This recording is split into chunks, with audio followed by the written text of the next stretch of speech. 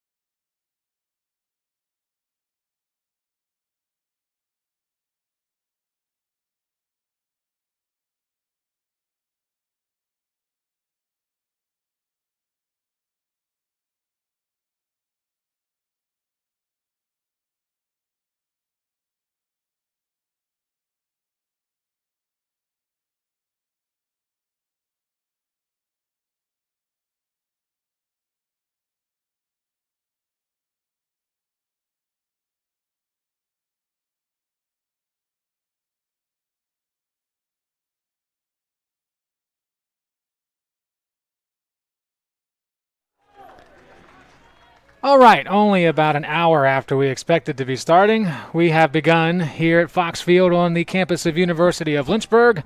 I'm Joe Hutzler, your narrator for this contest, and we are ready for another edition of the Yellow Jackets and the Hornets on the baseball diamond. And for the Hornets, we are going to talk about Mr. Zach Potts today, who has a 3.63 ERA. He gets the start this afternoon, a 4-0 record this season, 34 and 2/3 innings pitched, 42 strikeouts and 5 walks this year. Potts is off to a very good start to the season in what is his sophomore campaign for the Oilville, Virginia native. Both of these teams are hot right now. They have won 9 of their last 10. In fact, the Hornets have won 9 straight after losing 10-1 to Randolph-Macon at Randolph-Macon. Yellow Jackets have lost just 1 in that time span, and it was the other day against Shenandoah where they took 1 of 2 against the Hornets from up north.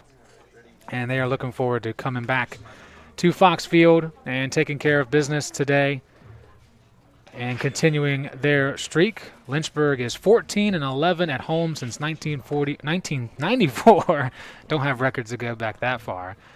They also have a winning record away, but in recent years, it's been a lot of Randolph-Macon winning these contests. They've won 7 of the last 10 when the Hornets meet the Yellow Jackets.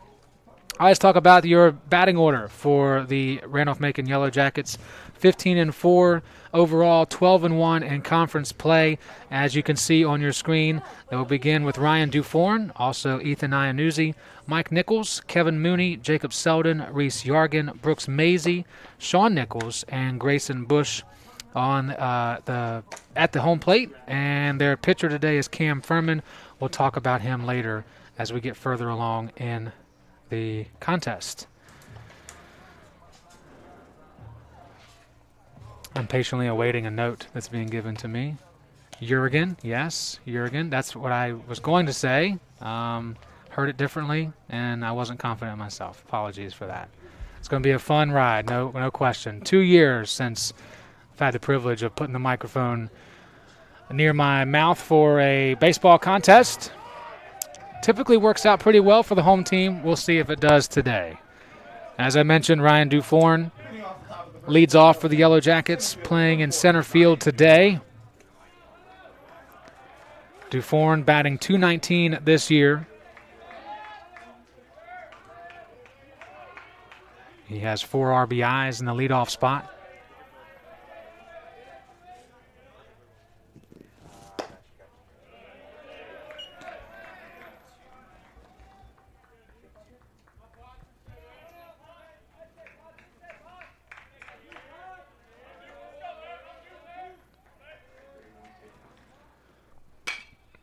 And the senior out of New Jersey hits one to left, and that is out of play, off the roof of the cages.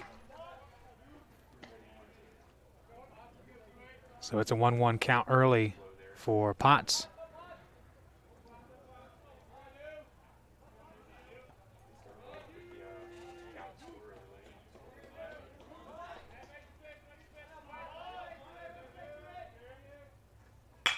This time he straightens it out a little bit, and it rolls into left field.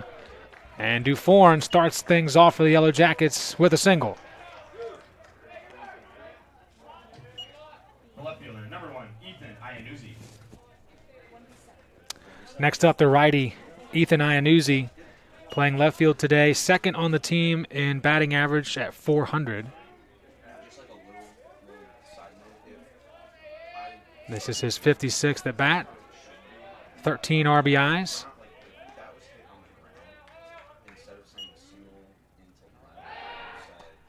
Quick throw to first. Not going to make it in time.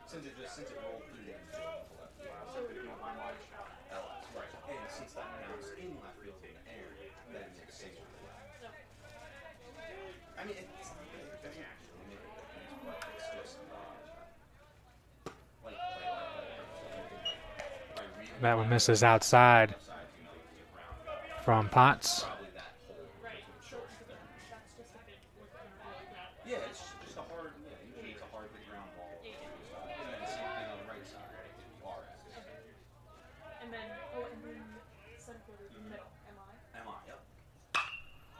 And a good shot to center field. Kingston Carson is ready to make the catch and toss it in. 1 out on the board here in the top of the first. We talked about the last time these teams played back on March 25th. Was the last time that Lynchburg fell into the losing column. Since then, they have rattled off 9 straight victories. You're looking at Mike Nichols, a part of the 15-cent brotherhood, if you will. 3 Nichols brothers taken to the diamond. Mike playing third base today, awaiting the first pitch at this at bat.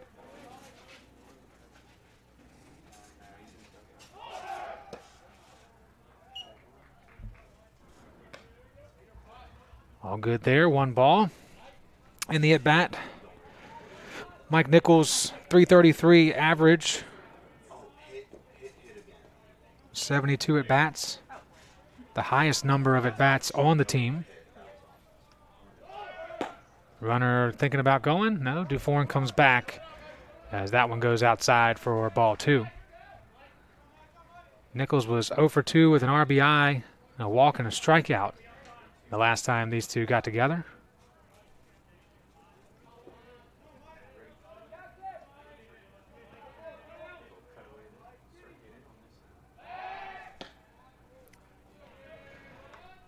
Potts and the Hornets really concerned about Dufour over at first.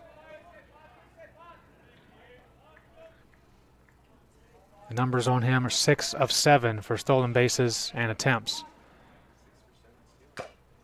Foul tip makes it 2-1 here.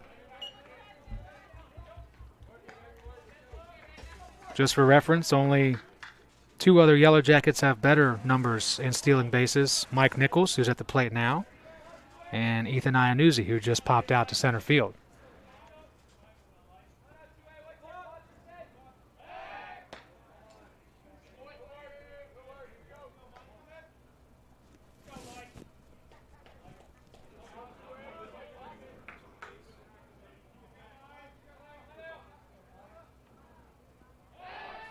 Still awaiting the 2-1 delivery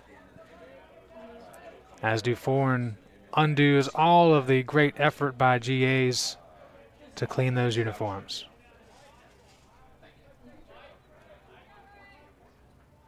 Here's the 2-1 finally. There goes Dufour. Here's the throw, well off the mark. Backup is there in the form of Alvanos. And Dufour reaches for the 7th time on a stolen base attempt this season.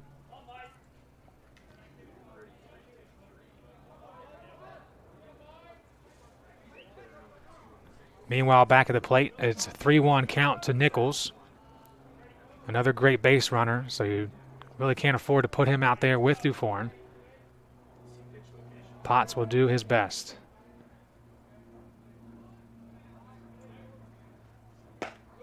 And brings it inside for strike 2. 1 out with a runner in scoring position at second base.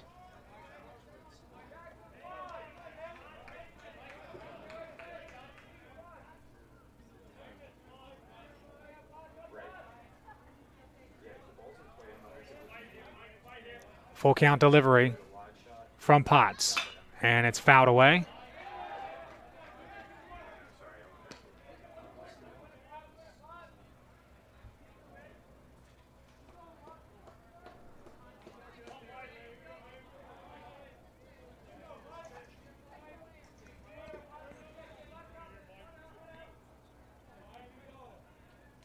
Nichols leads the team in RBIs with 24, looking for 25 here or just a trot down to first base. Full count pitch, and Nichols gets a piece, headed to left field. And that is caught. The tag is on. Here's the throw, and it keeps Dufour at second. Nice job by Avery Neves, getting himself in a good position to catch that ball and on the run get the throw in, keeping Dufour from taking it to third. So 2 outs for Zach Potts on the mound. And we're now on to Kevin Mooney, designated hitter for the Yellow Jackets.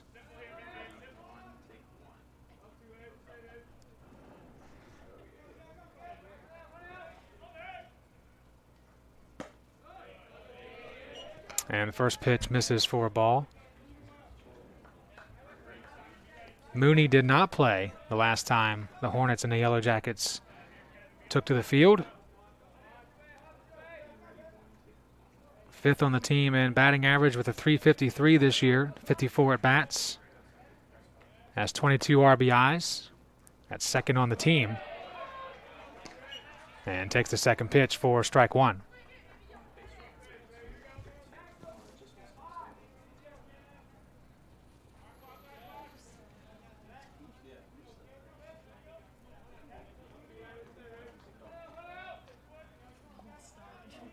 Potts agrees with the call from Fiedler behind the plate. Looks back to Dufourn. And delivers the 1-1. And that is a strike two. Going around, not able to check that, was Mooney.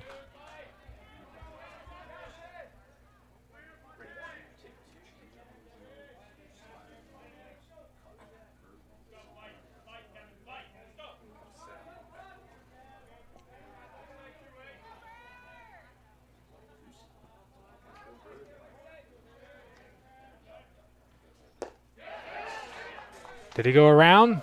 First base umpire says no.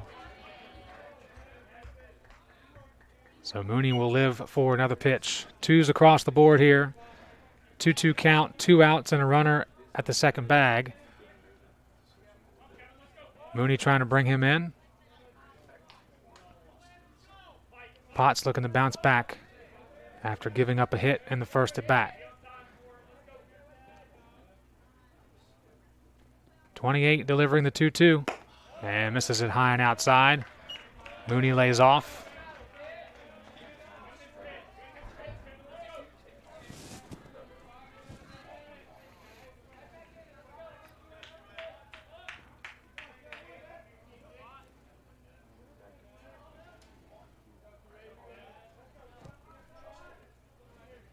All about the pitcher and the hitter here, and hitting it is going to be Mooney to center field. Carson's there, and 3 outs are on the board. We are done at the top of the first. Good response from Lynchburg after giving up that first one. They get out with giving up just 1 hit, and the Yellow Jackets leave 1 on base. We're back in a moment on LHSN.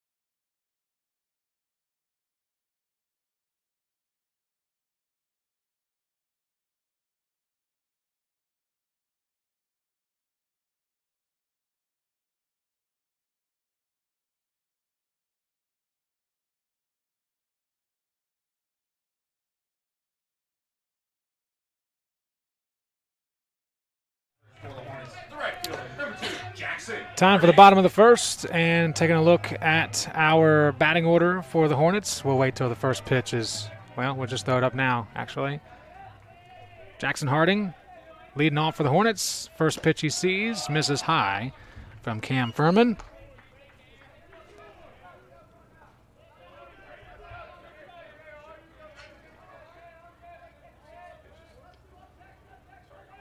Furman, a sophomore out of Midlothian, Virginia, responds with a strike to make it 1-1. 5.40 ERA, just one win and no losses on the season. 8 1/3 innings pitched, so not much action for Furman as Harding bloops one to left. It's caught for out number 1.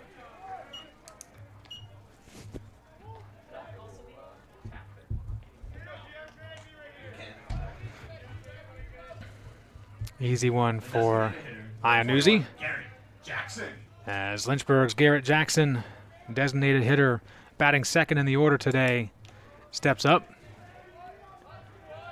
Jackson was 0 for 3, left on base twice in that 10-1 defeat to the Yellow Jackets back in March.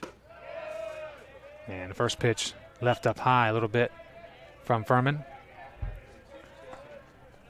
Garrett Jackson having a pretty stellar season for the Hornets, especially as of late. His average on the year is .264. Got 26 RBIs as he swings through that one.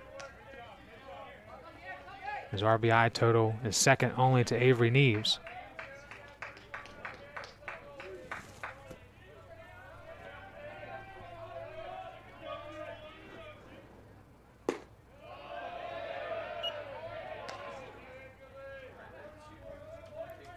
Outside and low. 2-1 count.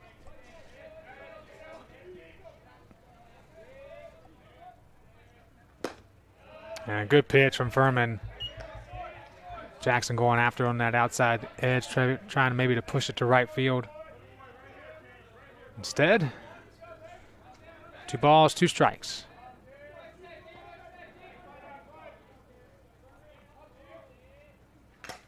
And getting a piece was Jackson and the catcher. Going off the helmet of Jacob Selden. No stranger to these parts of Virginia.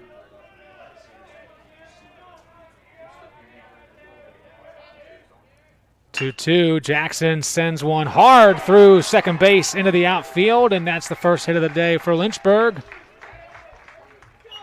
Well fought at bat for Garrett Jackson.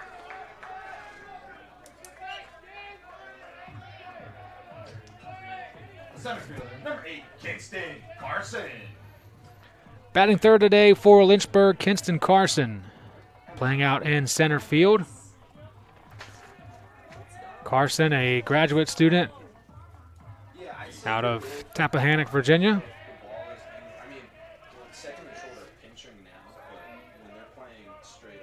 Third on the team with a batting average of .322 this season. And takes the first pitch for a strike just to see what Furman's got. Carson is third on the team with 25 RBIs. He's played in less games, 4 less games than Neves and Jackson ahead of him.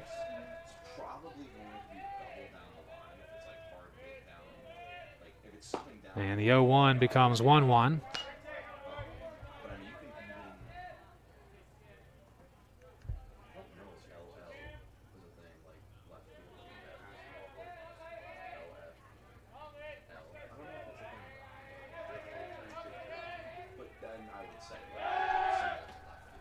Quick throw over to first, keeping Jackson honest.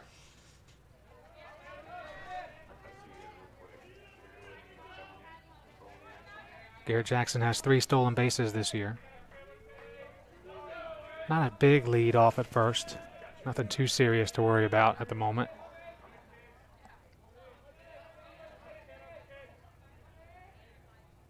And Furman steps off the bag.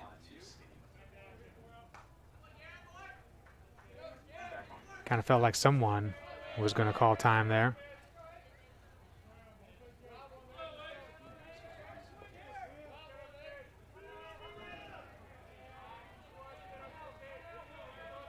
1-1 delivery. Paints the outside edge for strike 2.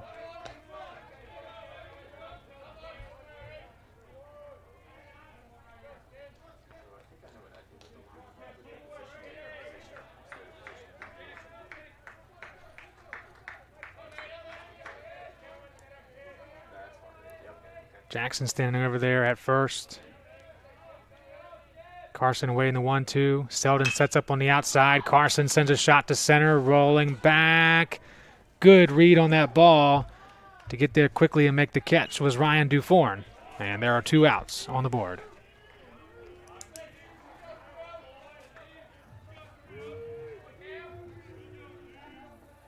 Left fielder, number 30, Avery Neves. Avery Neves, a .380 average this season with 100 at-bats, 42 RBIs with 9 home runs.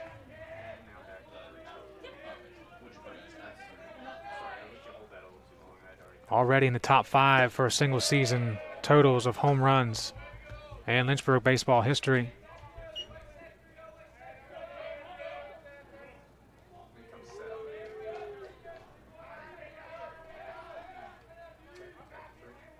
Neves ahead, 1-0. Runner at first, that's Garrett Jackson.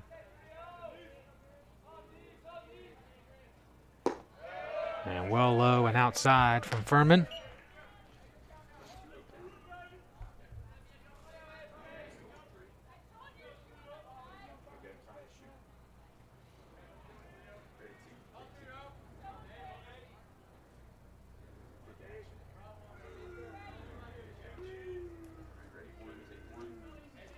Furman taking his time, the old Michael Jordan timeout. Tie your shoes, regather yourself, come back to work. Taking a little bit more time to think about this at bat with Avery Neves, and for good reason. Leads the ODAC in RBIs with 42. The next closest guy is 30. So even though Jackson is at first base, still a chance to bring him all the way around.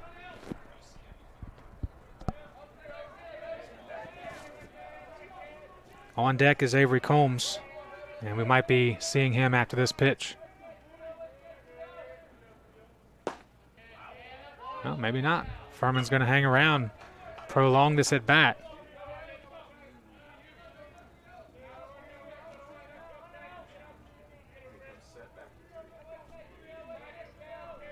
Combs is no slouch, by the way, a .304 average. And we're going to see number 33, Avery Combs, step up with runners at first and second. 2 outs. The first baseman, number 33, And each team looking for a score here. Lynchburg, of course, would like to do it first.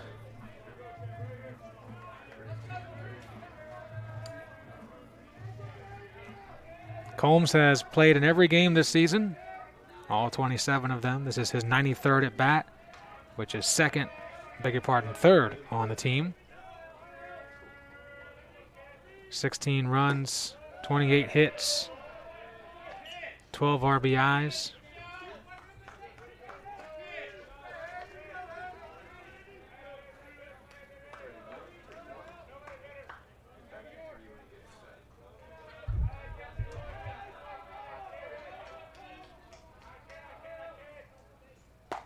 And the 1-0, Combs thinking about it. Nods his head like, yeah, okay. Thought it was close.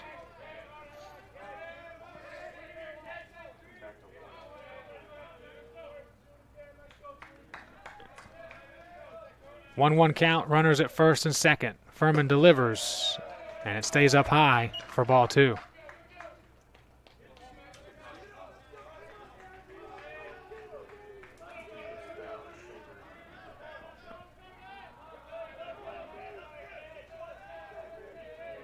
Big moment early in this one.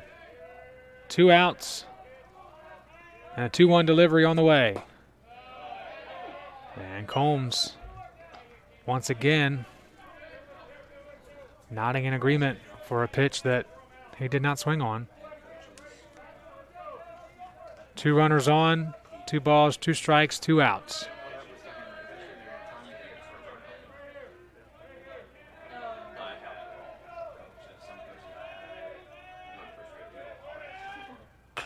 And Combs stays alive.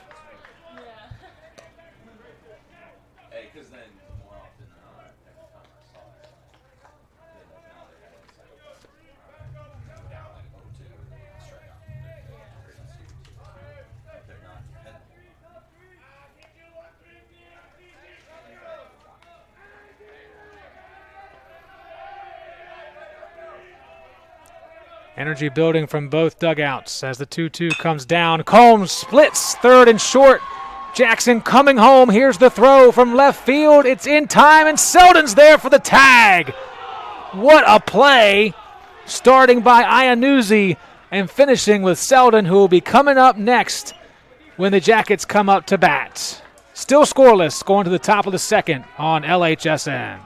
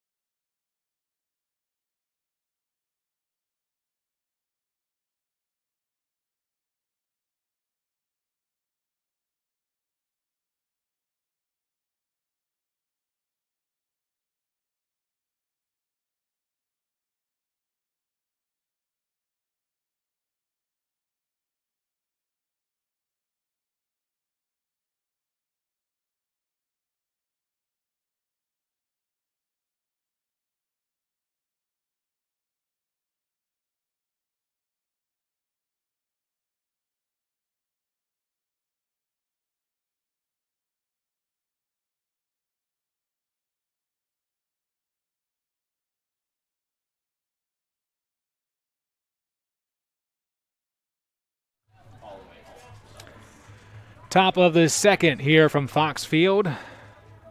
And it's still scoreless after a very entertaining end to the first inning that featured a throw to the man at bat now, which is Jacob Selden, playing catcher.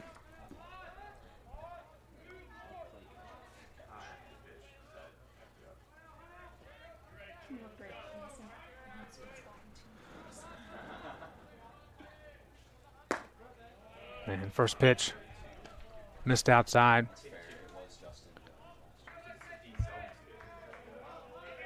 Selden was 0 for 4 and left on base 5 times in that win over Lynchburg. And here he is going to be 1 for 1.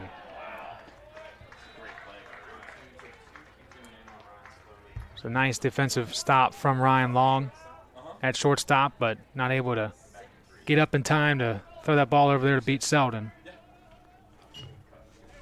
First baseman, number 13, Reese Yargan. Yep, 1B6. It's a great play to keep it. And honestly, I think it comes. So nobody out. Up next, Reese Jurgen, and a foul tip.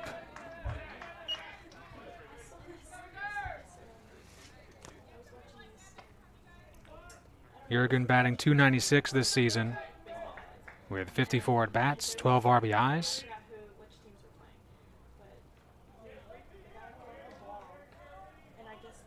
He was 3 for 4 with 2 RBIs in the March 25th win over Lynchburg, as Fiedler does a great job of keeping that ball in front.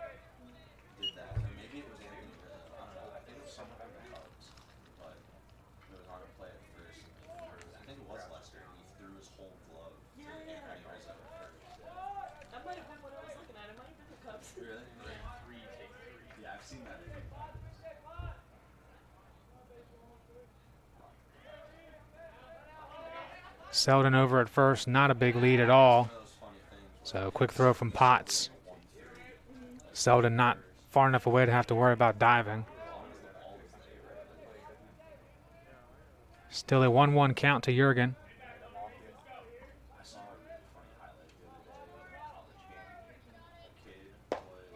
Close in on the hands and too far inside for ball 2.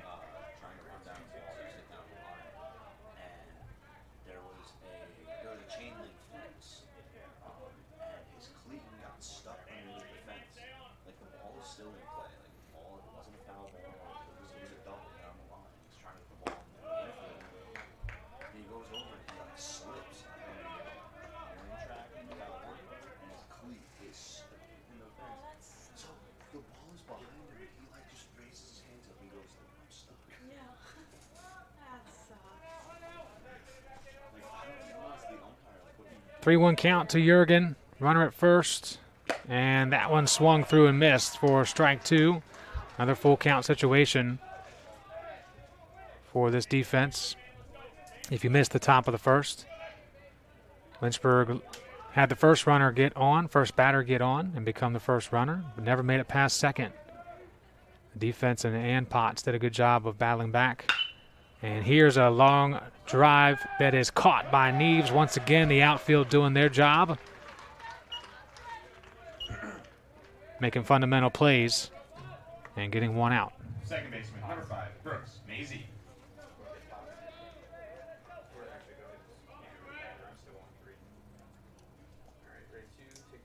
Now we see Brooks Maisie stepping up to the plate. Maisie batting .352 through 54 at-bats this season. 17 RBIs.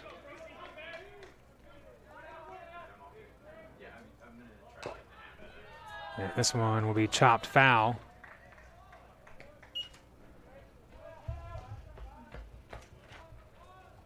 For the sophomore out of Glen Allen, Virginia.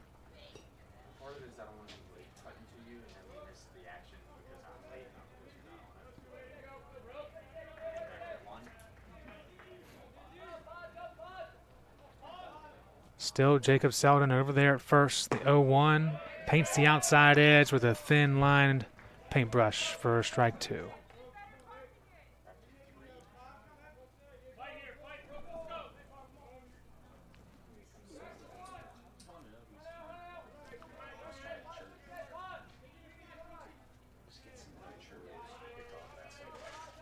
O2 delivery. And right back to Potts, who makes his nice snag, throws to second for the force out. Here's a throw to first.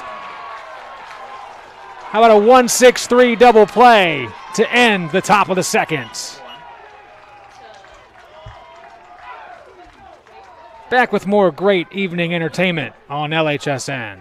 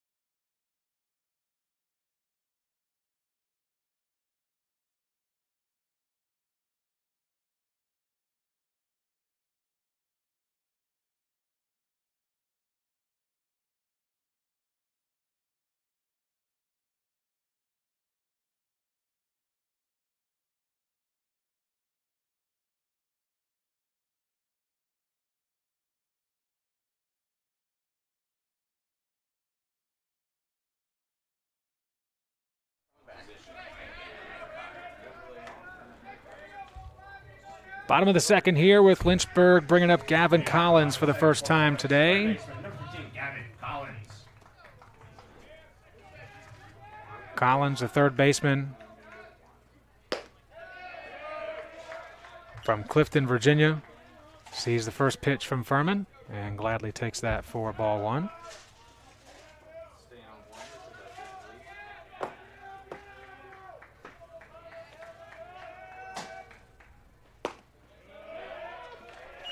One count now. Collins with a .282 average this year. His stepping up for his 79th at bat of his freshman season. 17 RBIs. 4th best on the team. And as you could see from that great camera angle, that was outside for ball 2.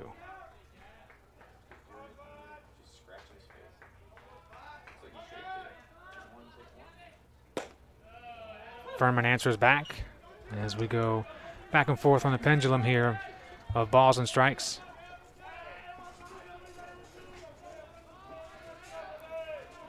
Collins in a position to swing now. And will, and we have our first strikeout of the afternoon, courtesy of Cam Furman.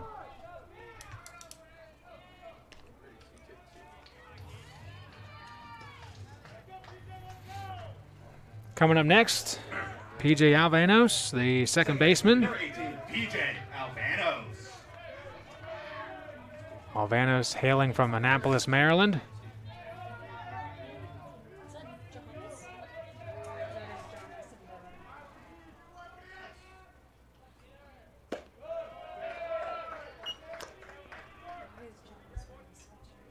Alvanos second on the team with a 368 BA.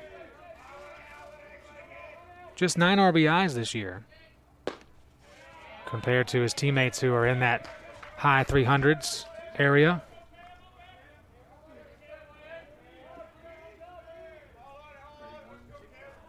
Just looking to get on and maybe be brought in by someone else right now. A 1-1 delivery, and Alvanos fouls it away. Down in the hill to the tennis courts. Lynchburg's very successful tennis program. Getting a run in today when we came down to set up. It's not all about hitting the ball with a racket. You got to get that endurance up too. And the 1-2 popped up. Shallow left and caught in foul territory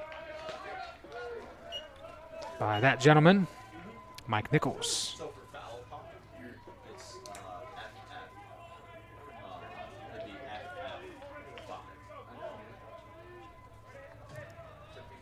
The catcher, number 23, Holden Fiedler. 8th in the order now for Lynchburg, the catcher, Holden Fiedler.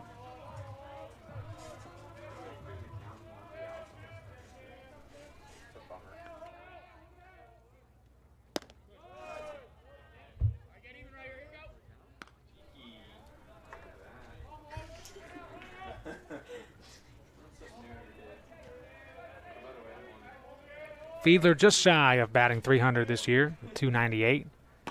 And wisely lets that one land outside for ball 2.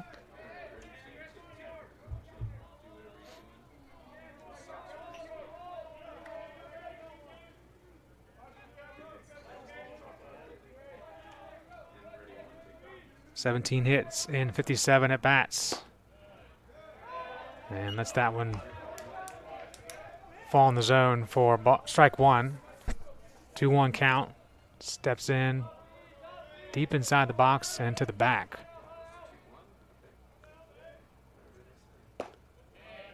And 2-2 now. Fiedler not as accepting of that result as he was the previous time.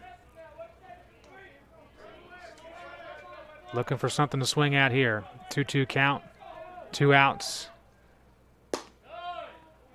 This time does not go for it. Coach Lucas Jones, who has some Randolph-Macon ties. We'll talk about them shortly. Meanwhile, full count delivery. Misses outside for ball 4. And Fiedler will walk for the 8th time this season. The shortstop, number 4, Ryan Long. And that prompts Ryan Long, the shortstop today, to step up 9th in the batting order and try for a late rally here in the bottom of the 2nd.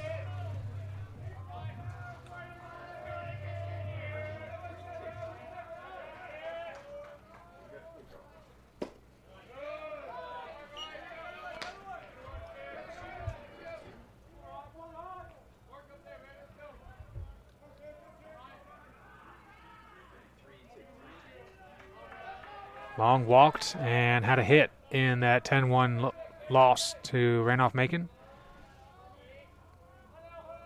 Batting ninth in the order. He has 17 RBIs this year, so a really good guy to have in that bottom part of your 9 that could give you a boost headed to the top of the order.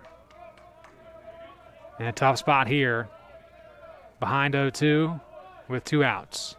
Furman focusing on the batter.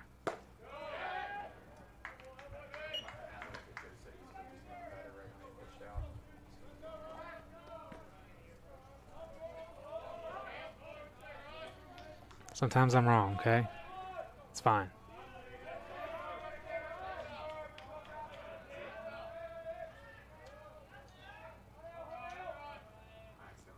One, two, outside. Maybe he should have focused on the batter the last time. Now I'm having a conversation with our director, Mark Robinson, that you can't hear me have with him. It's just me and him, but only you can hear me. So apologies for those of you watching at home as Long sends a hard grounder to short. Easy fundamental play, and we are done in the second. Top of the third next on LHSN.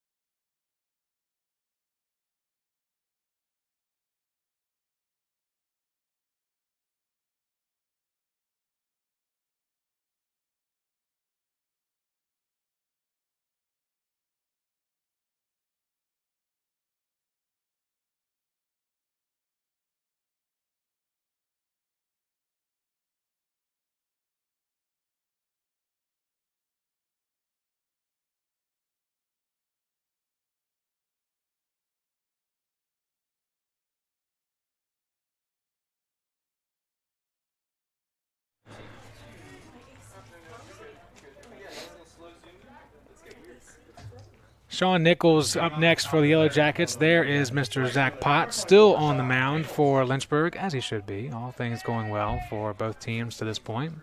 Just 2 hits for both sides. No runs yet. Sean Nichols in his first at bat to start the top of the third.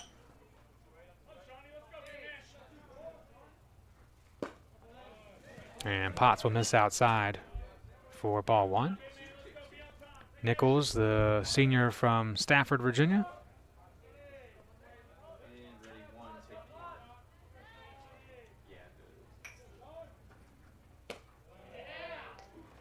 In pretty tight. Quick movement.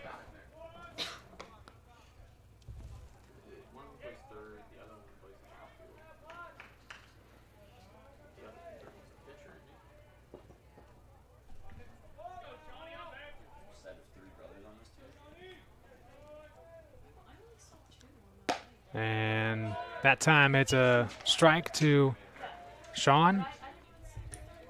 As I mentioned earlier, one of 3 brothers on the team. All 3 seniors. Sean plays right. Mike plays third. And Matt pitches for the Yellow Jackets.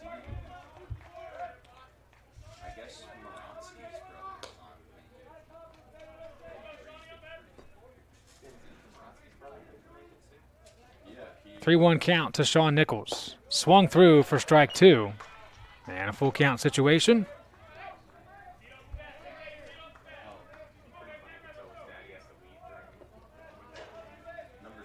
Nichols batting .212 this year. 5 doubles, 11 RBIs. Trying to get on here now. 3-2 on the outside, just missing for ball 4.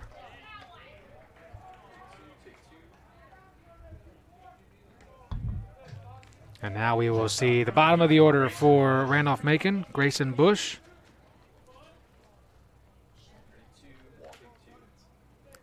Bush, a freshman from Charlottesville, Virginia. About an hour's drive from Lynchburg.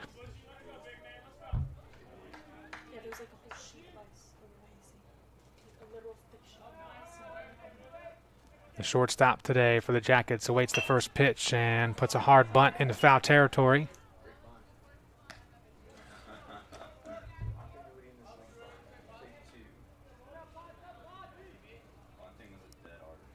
Bush with a .348 average this year. 67th at bat of his freshman campaign. Has to wait for the second pitch as there's a quick throw over to first.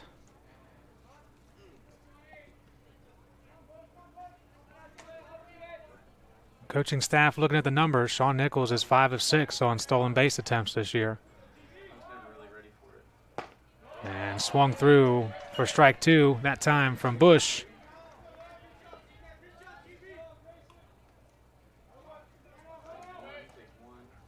Potts in a good spot here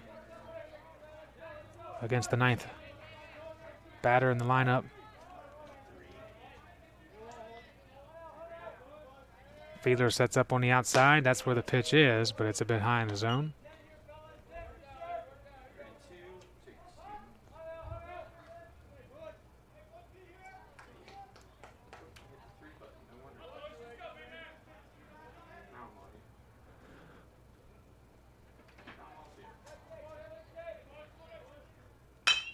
This one comes back to Potts, looks at 2 for the force out, and got it. Thought the umpire was doing a yo-yo trick for a second. Force out is there, so Nichols heads back, and 1 out is on the board. No. Fielder's choice. Because they chose to get hit at second. Okay. FC. Coach Jones speaking with the umpires 6. That was Ryan. about that last sequence. There you go. Yep, there you go. Cool. I'm gonna forget that. My assumption You'll remember. when I saw the play was something with interference. Still called the runner out. Center fielder number 4, Ryan Reform. So in the end, we're going to the top of the order again. Ryan Dufourn, 1 for 1 today with a stolen base as well.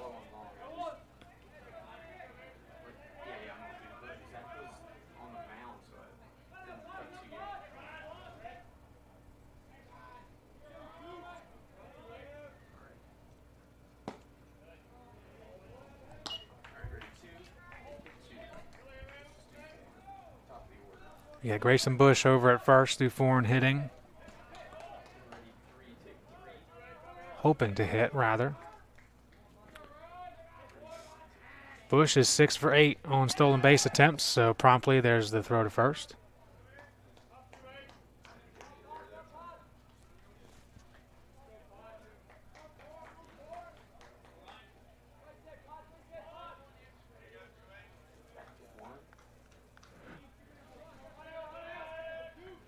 One-0 delivery. Grounder to short. Long is there again. Quick throw to second. Here's the throw to first. Not in time, but still getting the lead runner out after more stellar defense by number 4 in black.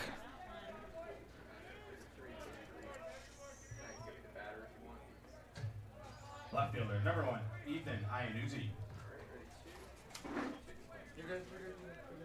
Ethan Iannuzzi, left fielder, looking at his second at bat of the game. Flew out to center field back in the first inning. No, not a single. And just as he did in the first inning, he's got Ryan Dufourn on at first. Dufourn stealing second in the first inning. But don't worry, he gave it back. It's still there. Hashtag dad joke.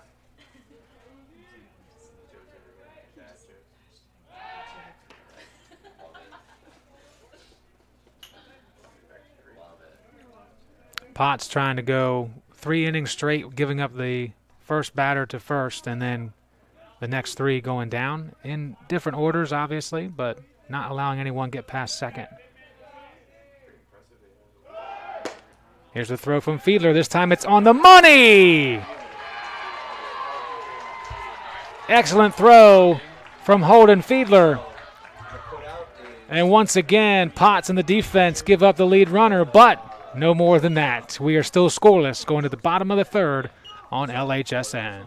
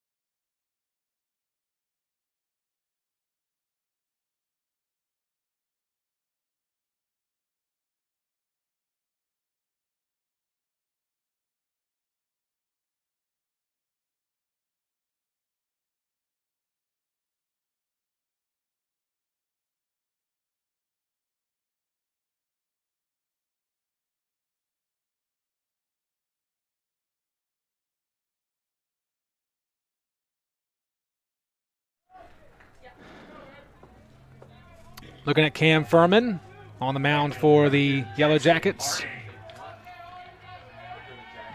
Furman so far, 2 innings pitched, 2 hits given up, 2 walks, 1 strikeout through 9 batters faced. And the 10th batter is the top of the order for Lynchburg, Jackson Harding, who flew out to left field in the first inning.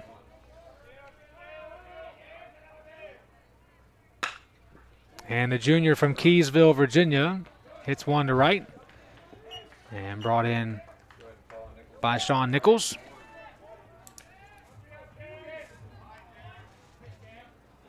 Quickly 1 out on the board.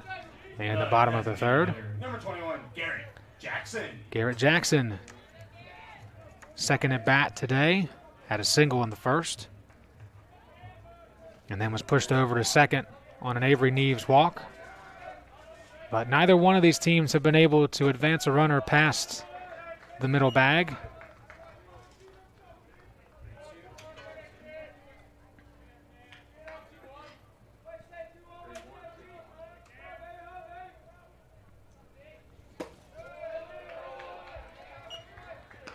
So far, things have been better for Lynchburg defensively than the last time these two got together.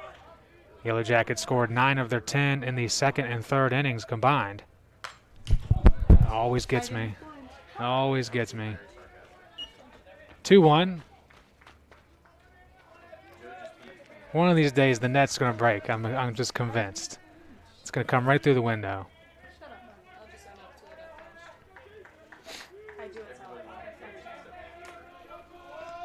2-1 count with 1 out. Jackson awaits and gives it all he's got, but gets nothing but air.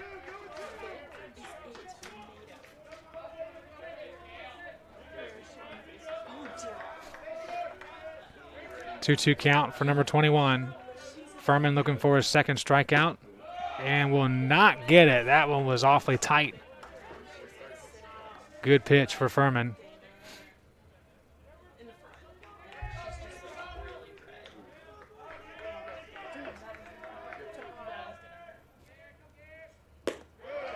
And Jackson has a nice patient at bat.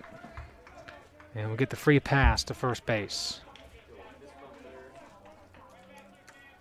Oscar Garcia becomes the equipment manager, taking the gloves from Jackson. Number 8, Kingston Carson. And we see Kinston Carson for the second time. The center fielder flew out to center field in his first at bat.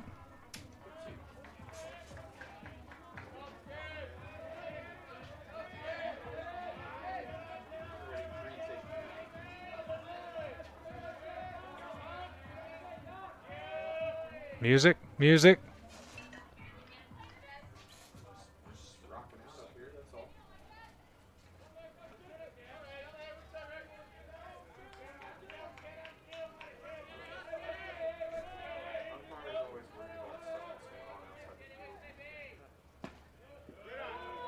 First pitch strike to Carson with a runner at first.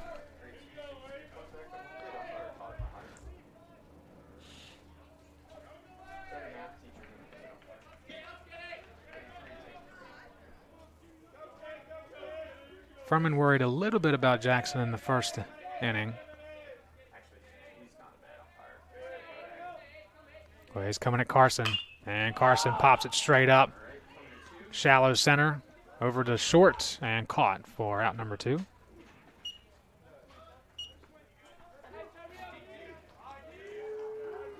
Grayson Bush staring into the sun with no glasses, making that catch. Fielder, number 30, Avery Neves. And Avery Neves, the big bat of number 30, who walked in the first inning.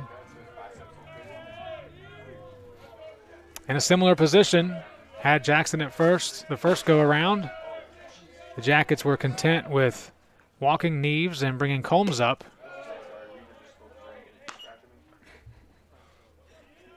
And Combs hit to left field, and then Jackson was thrown out at home.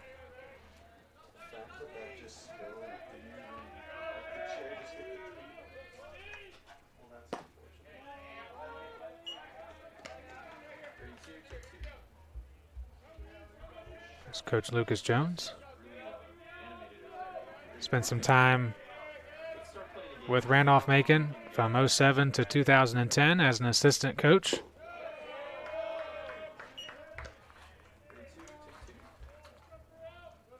That was shortly after graduating from Lynchburg College in 2005.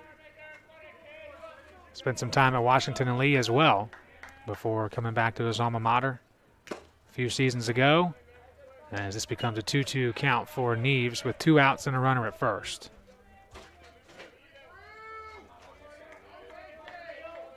Four seasons ago, to be exact, for Lucas Jones.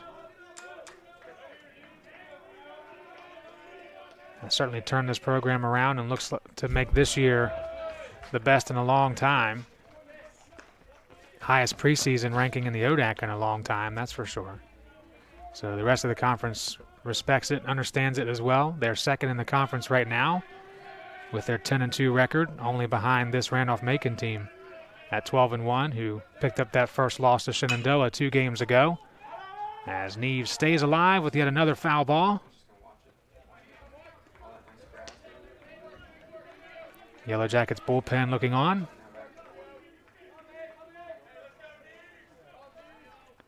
After waiting a long time to get on a bus, to drive a long time to get here, to sit there for a long time.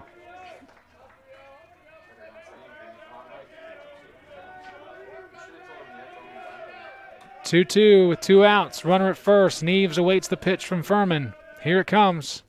There it goes. And that is down for a hit. Jackson turns 2, goes to 3, and Avery Neves gives the Hornets their best chance since, well, the last time he was at bat.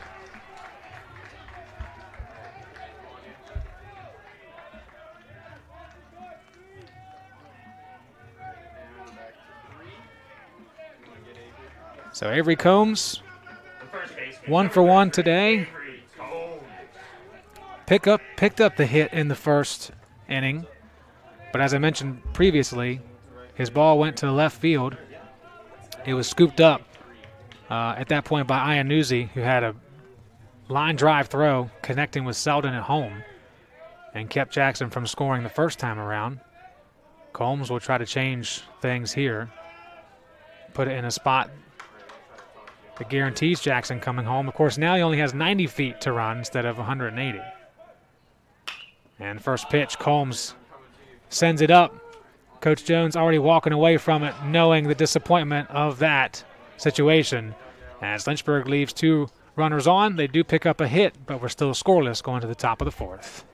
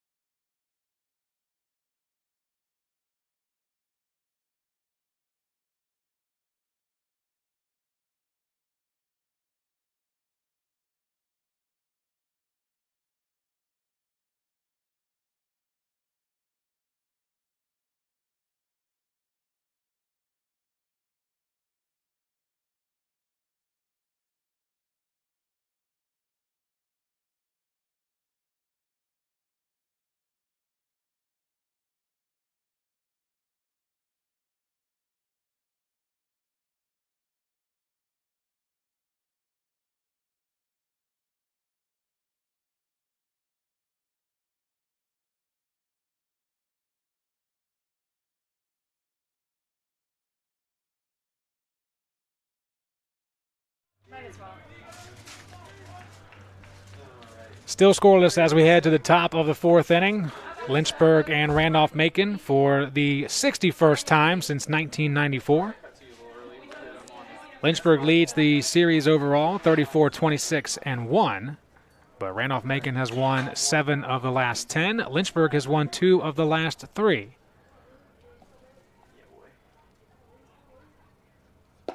The season sweep for Lynchburg in 2018-19. It's 2019 spring season. Ethan Iannuzzi at the plate for the second time, flew out to center field in his first at bat, and now looks at an 0-2 count as Zach Potts tries to stop the trend of allowing the first batter to get on base in each inning. He's done so the previous 3.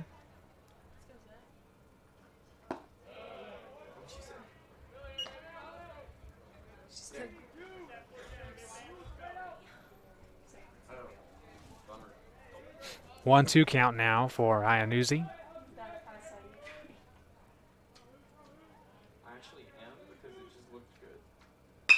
And a good shot to right, but quickly over there, making the grab is Harding for out number 1. And the trend is done of leadoff batter getting on base to start each inning for Lynchburg's defense.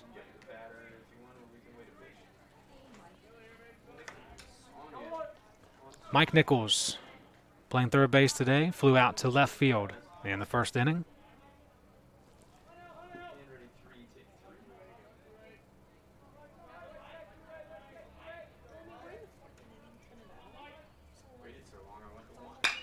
First pitch straight to center, and having to catch back up to it was Kinston Carson. Not a great first step. He went backward a little too far, but those experienced legs get him there in time for out number 2. The designated hitter number 18, Kevin Mooney. Gosh, I wish we had a mic on Mark Robertson right now. It'll make this broadcast so much more entertaining.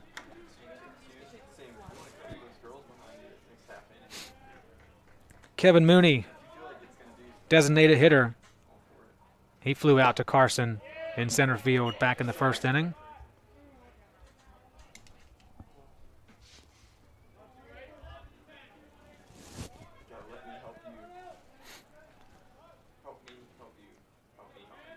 Mooney hugging that plate real tight as that one slides in for strike one.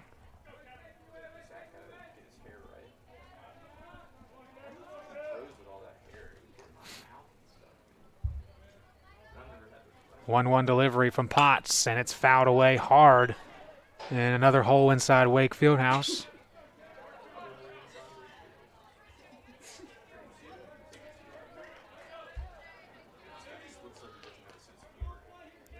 One-two count with 2 outs. Potts looking for his first strikeout of the day. And lifted up high for ball 2.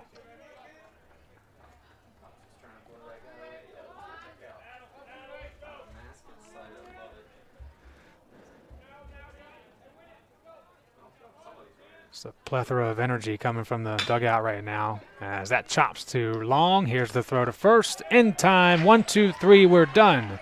In the top of the 4th, still scoreless on the Lynchburg Hornets Sports Network.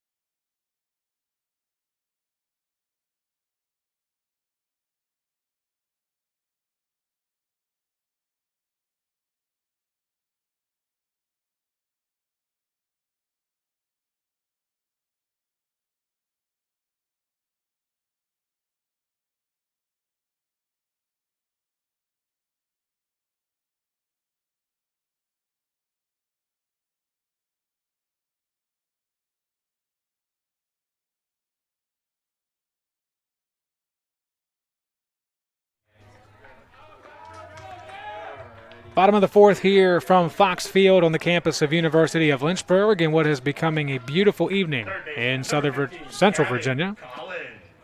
Southern Central, something like that.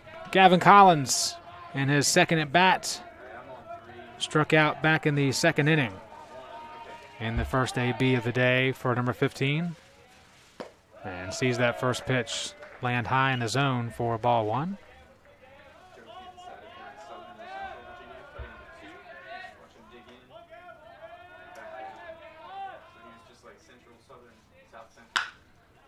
And this is fair from Collins. Toes the line down the third base side. Collins turns one, going to second, and he'll be there easily with no one else around him. How about that for a leadoff and a response after being the only strikeout victim of the day?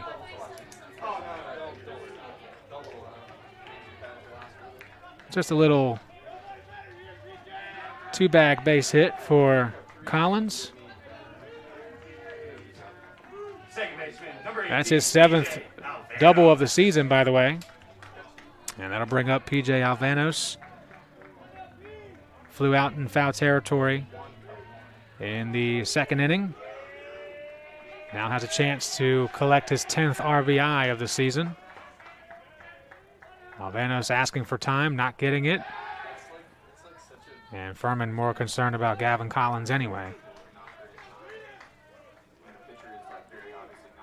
Collins has 5 stolen bases this season. He's been caught stealing twice. He's the man blocking the pitch path on your screen as Alvanos swings through for strike 1.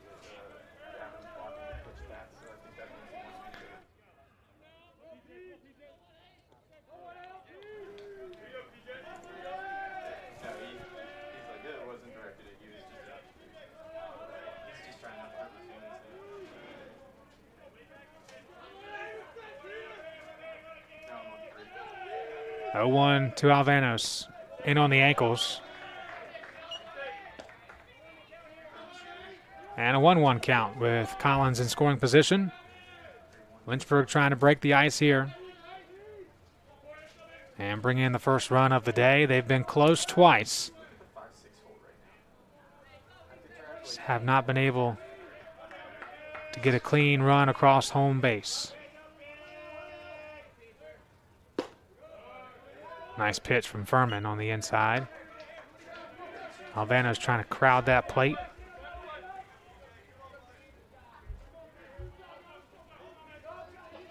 And Furman putting the ball in the crowd like a Texas State Fair during COVID.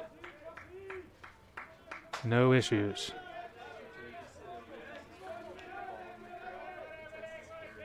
One-two on the way with the runner in second. And he thought about it, left it low. Good decision. And it's 2-2.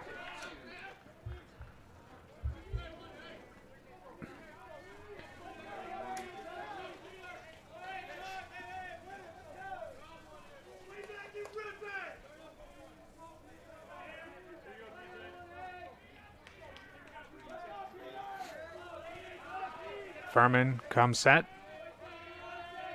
Looks back, double take. And delivers. Alvanos, hard drive, caught, and staying at second is Collins. Good work by Jurgen. Although he didn't have to move. The catcher, number 23, Holden Fiedler.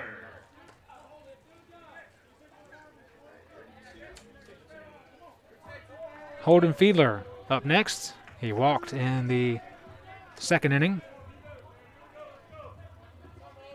and was a part of a fielder's choice 6-4 throw to second.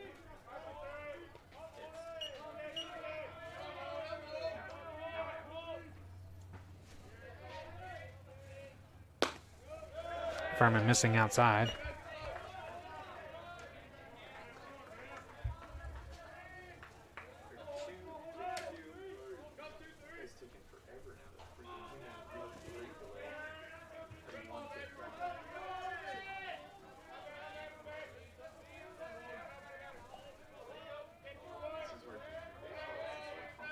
One-0 delivery on the way, perhaps, yes. And outside and high.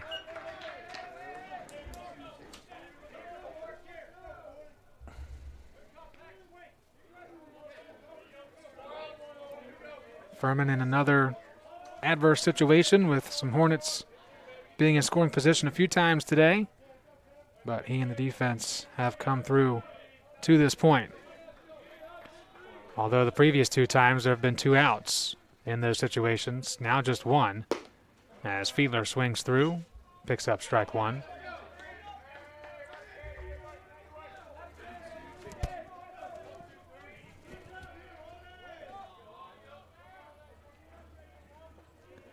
Junior out of Henrico, Virginia. Looking at a 2-1 pitch.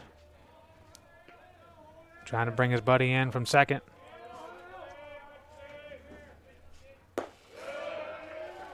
Maybe he'll have to put those duties on someone else's to-do list if he gets walked here.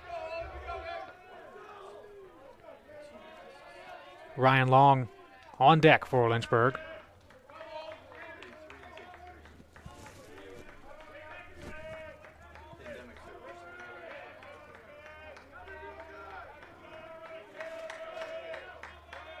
Three-one on the way. And Fiedler with a grounder to short. It's scooped up. There's the throw. And runner gets moved to third. 2 outs now as Ryan Long becomes the next Hornet tasked with bringing in that first run.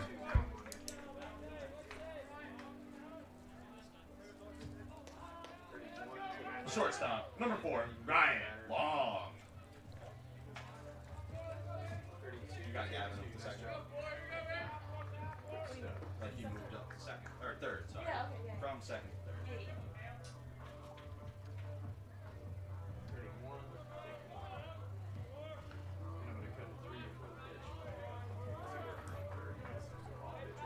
Long 0 for 1 today.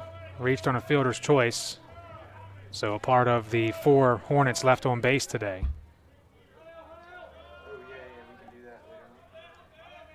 Well, after this pitch. And first pitch from Furman is in there for strike 1. You just stay on that until they take your lead. A good look at it there. Gavin Collins just 90 feet away. I'll make it 86 as he walks down the line a little bit. And Long chops it to his position of short. And this time Bush is good again for another throw to first. And Lynchburg leaves another runner stranded. We stay scoreless going to the top of the 5th next on LHSN. One hit, no yellow jacket error.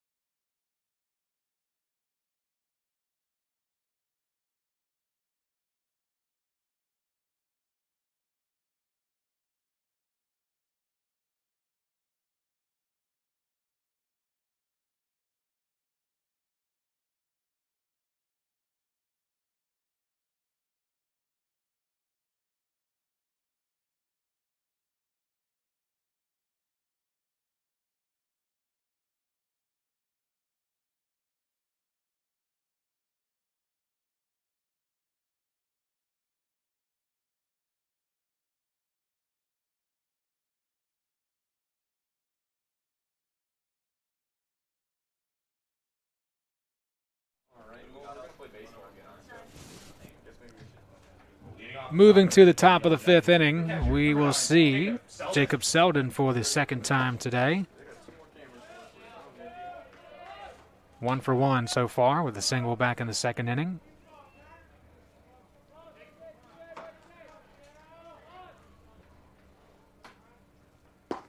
And the first pitch from Zach Potts on the outside edge for strike 1.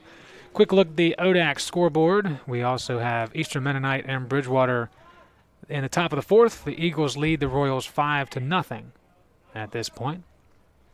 Only one other game in action today, as it's an 0-2 count to Selden. Ferrum visits Roanoke tonight at 7 p.m.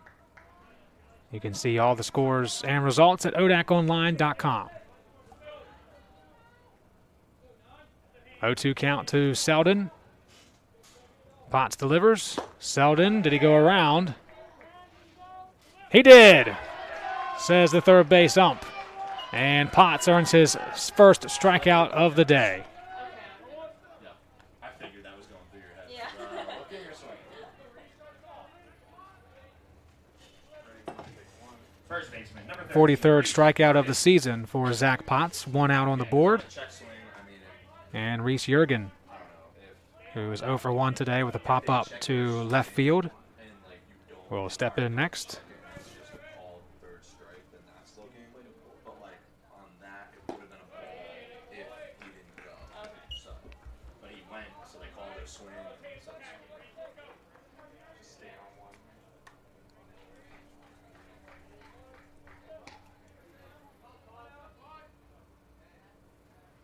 And the 1-0 becomes a 2-0.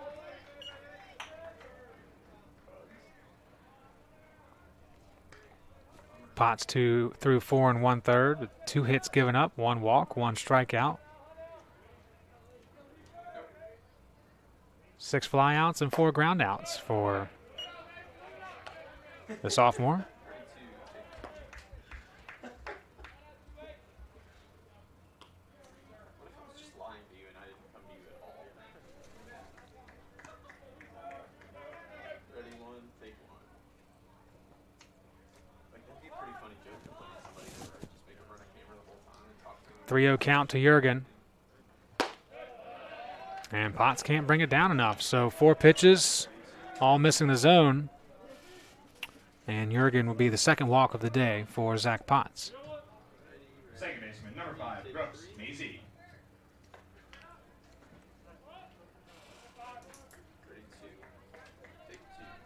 One out on the board. Brooks Mazie back in the second inning. There was also one out on the board when he stepped up, but then a 1-6-3 double play is how we finished the second inning for the Jackets. Thought about it again, trying to go straight up the middle, but was given a tardy slip and strike one.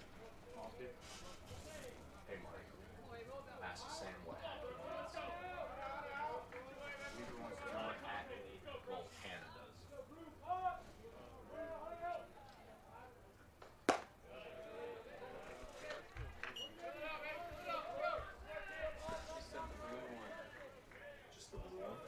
does. 1-1 count with Reese Jurgen over at first base.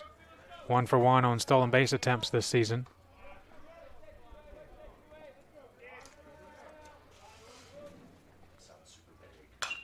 And Mazie fouls this one back into the parking lot. I hope there are like 6 feet. That's She said ball cap. Ball crap.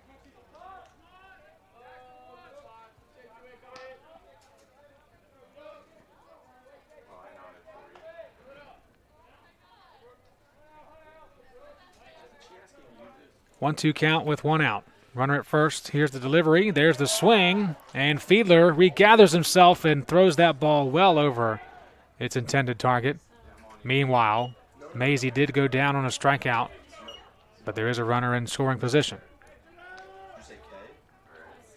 Oh, E. I think it's E. Sorry. Right fielder, number 24, Sean Nichols. Yeah. There you go. Sorry.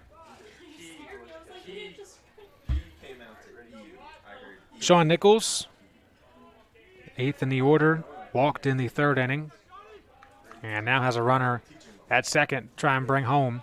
Holden's throw and Give us our first run of the day. 2 outs. what's his name on Selden on second, ended up on third. Nichols has to reset. Potts taking his time, now delivers, and Nichols lays down the bunt, but it's foul. But if Holden throws it into center field, Twice now, the Jackets have looked at bunting. Both times they've gone foul. the runner didn't move up on the play. 32, take 2. Sorry, I had a nice little center field shot with everybody going back to the place.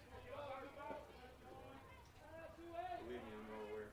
People are actually still alive. Hot dog. Nichols looking for RBI number 12 to change this score. Staring at 0-1 count in the face, and now 0-2. Tried to play it off as it was being too far inside, but Mr. Hamlet was not fooled. 33, take 3.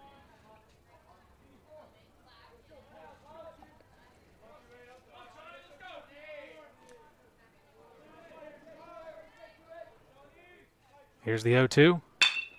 Hit in a space between second and short, and coming home easily is Jurgen. There is RBI number 12 for Sean Nichols, and there's our first run of the day, courtesy of the Yellow Jackets. Shortstop, number 29, Grayson Bush. 32, take 2. What happened? Oh, just one. You're now ready. 3, take 3. Bottom of the order now, Grayson Bush stepping in. Reached on a fielder's choice in the 3rd inning. Trying to continue the momentum that was built by Sean Nichols' RBI single. Stay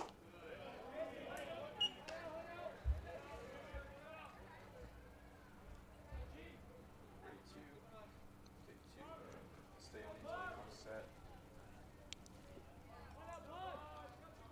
Alright, back off. You get the kickoff shot ready for now. Bush has 23 hits this season, second on the team, before today's contest, so good person to have in this position as they try to rally with 2 outs. I'm off. I will come right back to you if they throw over again. I'm on you. I'm off. As we said back in the 3rd inning, Nichols is 5 of 6 on stolen base attempts. So Potts will be a little bit preoccupied with him. Now brings it back home and delivers the first strike of the at-bat. Yeah, we did. I'm on you. I'm on you. Attack to 3.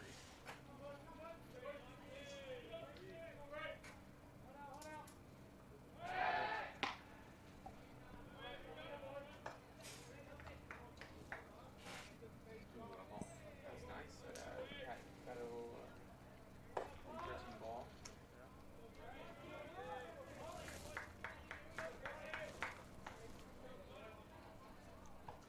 1-1 on its way, and 1-2.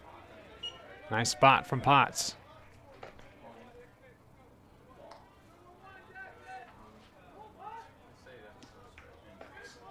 Looking to get out of here with minimal damage are the Hornets. And back to 3. You jumped into the bunch.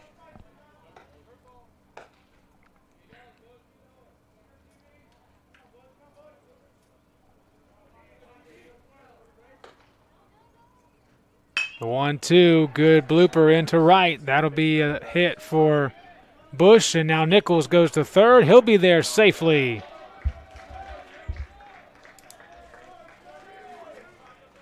The late push in the 5th inning taking shape here for the Yellow Jackets as they bat around to the top of the order, and Ryan Dufourn. Center fielder, number 4, Ryan Dufourn. Yeah, you can go ahead and do that if you got time. 1st and 3rd. Yeah, go ahead and give me keys. You could follow the pitching coach. Travis Beasley coming out to talk with Zach Potts and the rest of the infield to discuss this 1st and 3rd situation. Each team now with 4 hits apiece. That 1 run coming in during this half inning with 2 outs. Potts led off the inning with a strikeout, then walked Reese Jurgen, who stole 2nd, and then struck out Brooks Maisie. But it was Sean Nichols with 2 outs that brought Jurgen home on an RBI single, and now Nichols standing at 3rd.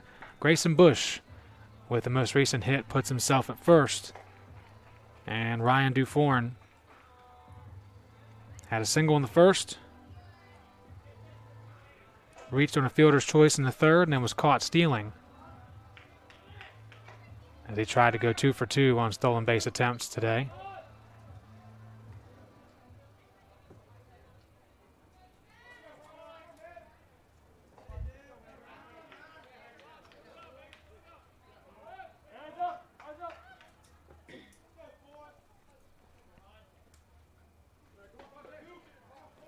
Fiedler addresses the 1st and 3rd situation with the infield. And we go back to work.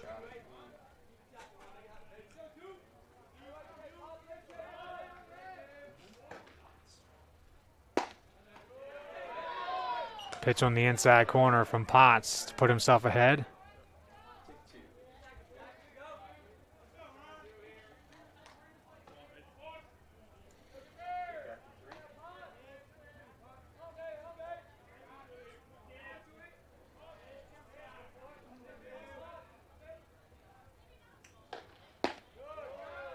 And Potts is there again. Same area.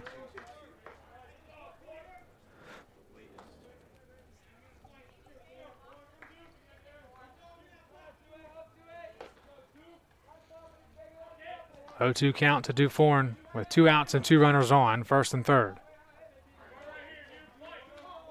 Nichols brought in the only run. He's 90 feet away, and he will try to make the run home, but Long will be there for the force out at second.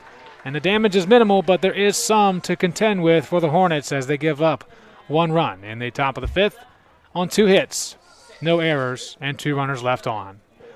Bottom of the 5th next, the Hornets coming up to the plate with top of the order, Jackson Harding after this. No Hornet error.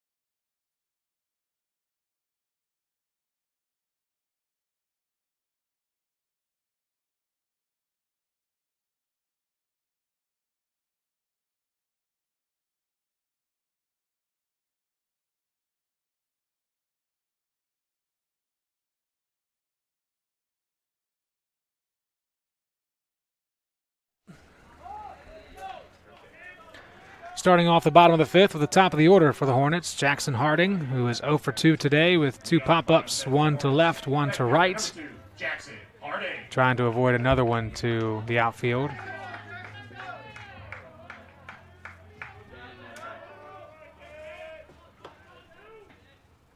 First pitch, chops the first. Jurgens there, easy step on the bag, and 1 out.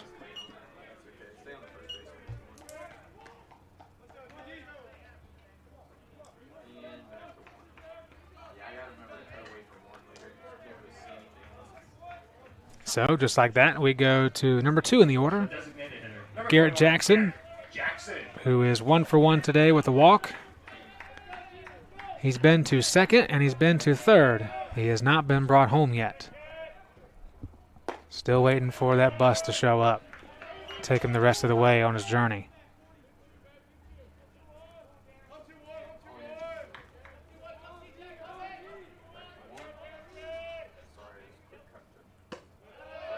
Furman leaves that one up high. Furman right now giving up 4 hits, 3 walks, has 1 strikeout through 19 batters faced.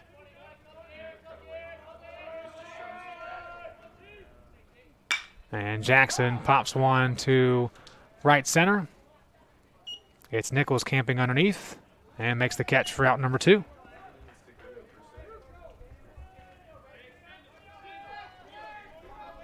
Sean Nichols, that is, in case you needed the first name. Center fielder, number 8, Kingston Carson.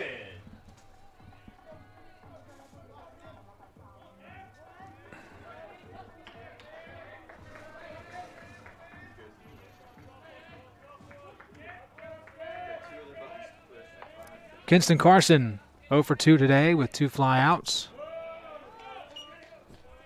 And in the hole 0-1 to start this at bat.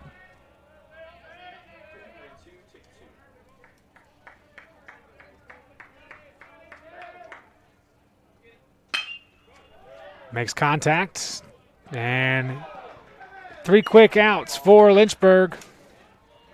Just like that, we're done through 5, headed to the 6th next on LHSN.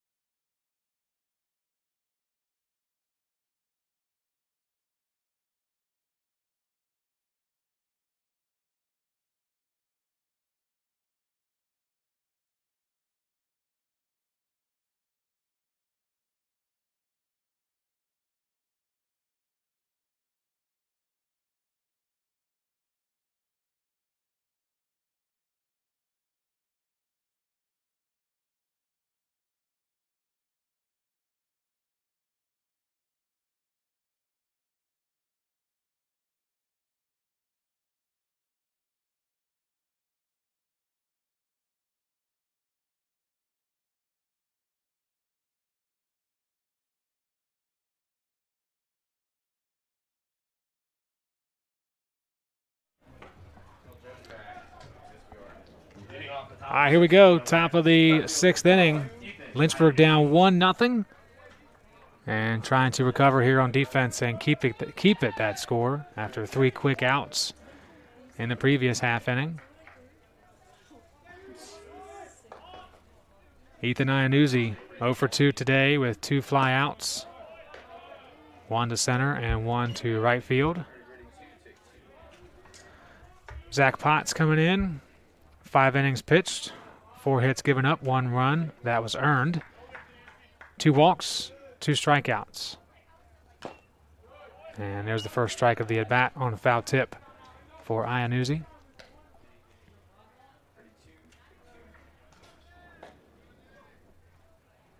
Pretty close all the way through the stat sheet here, and what you would assume is the case with a 1-0 game. Each team with 4 hits. As this one's driven between short and third, Iannuzzi gets his first hit of the day.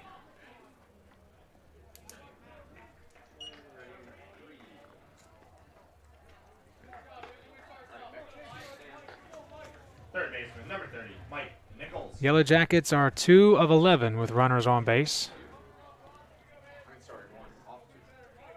Now Michael Nichols will try to make it 3 of 12.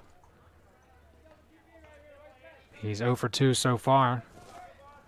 Flew out to left and center in his 2 at-bats in the 1st and 4th innings.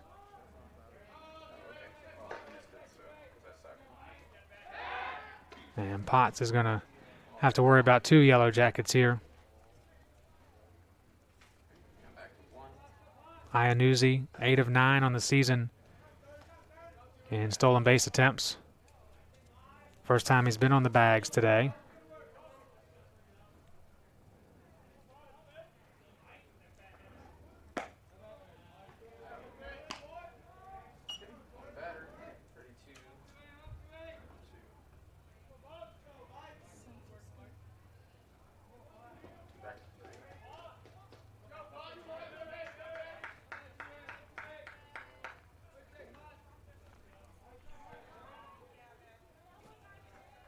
One-0 delivery, misses low and outside.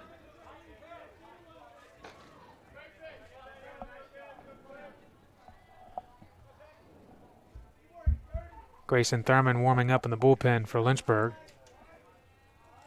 as Fiedler wants to chat things over with Potts.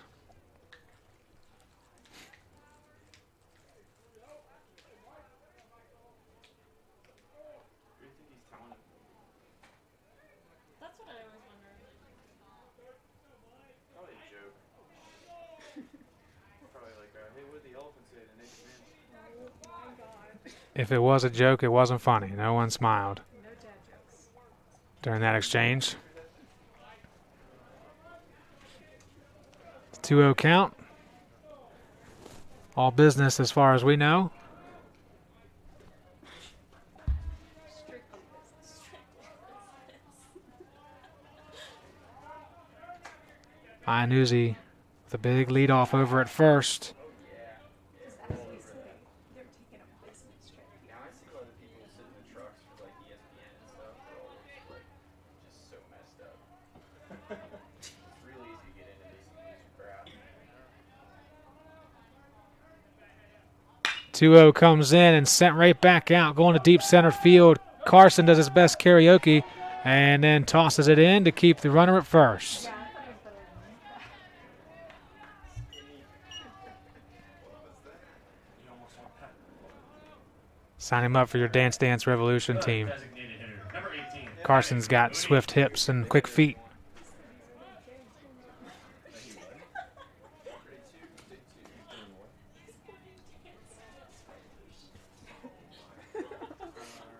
That's another dad joke right there. So Iannuzzi stays at first. Coach Beasley comes back out to talk with Zach Potts.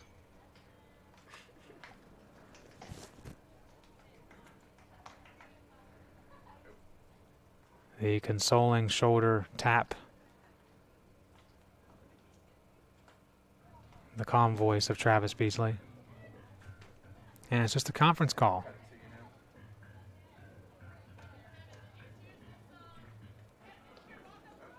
until now. So Potts will be done after going 5 1/3, gave up 5 hits, 1 run, 2 strikeouts, and 2 walks for the sophomore. And we will see Grayson Thurman stepping in, senior out of Lynch Station, Virginia. We'll talk about him and his numbers in a moment. We'll stay here and show you him, and I will be quiet.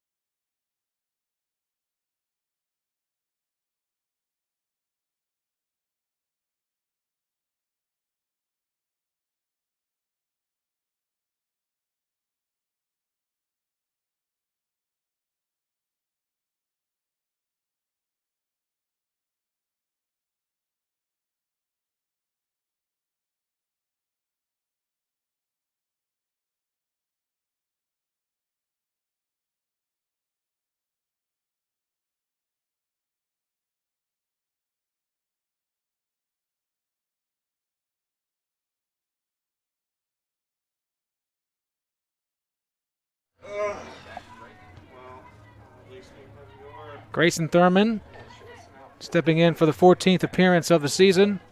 2-1 record, 23 innings pitched, 44 strikeouts with 14 walks, 10 hits, and 9 runs.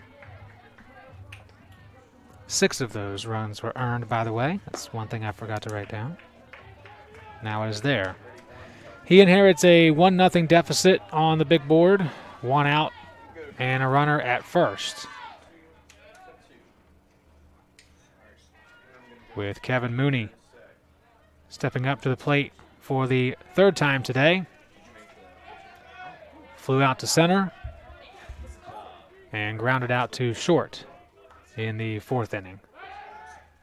And Thurman's first throw is a potential or a attempt at a throw it down to first. Doesn't go the way he wanted it to, and it moves Iannuzzi to second.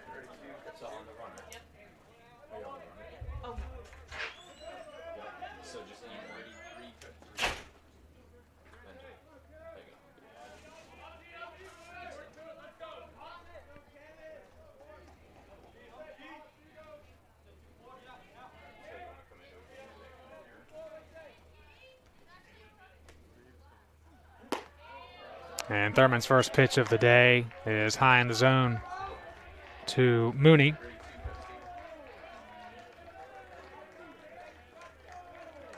Kevin Mooney, 22 RBIs before starting today, 2nd on the team in that category. An opportunity to knock in number 23 with Iannuzzi at second base. And a foul tip out of play. 1-1 count and 1 out.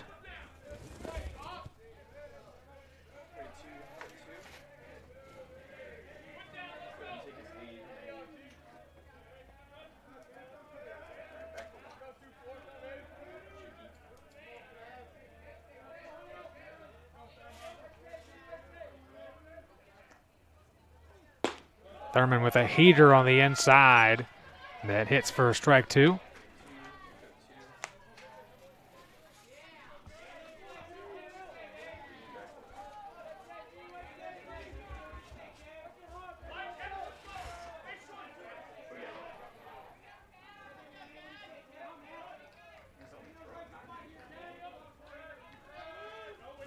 Mooney awaits and swings through that one for strike 3. So a nice recovery from Thurman.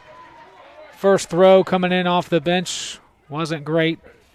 Moved the runner to second, but responds with his 45th strikeout of the season. The catcher, number 9, Jacob Selden.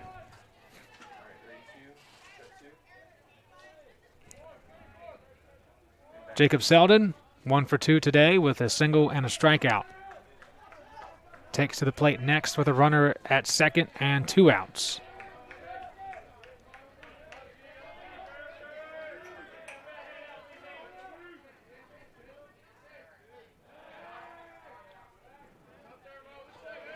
The Yellow Jackets' lone run came in a 2-out situation from Sean Nichols in the 5th inning. The Yellow Jackets are 2 of 5 in 2-out situations.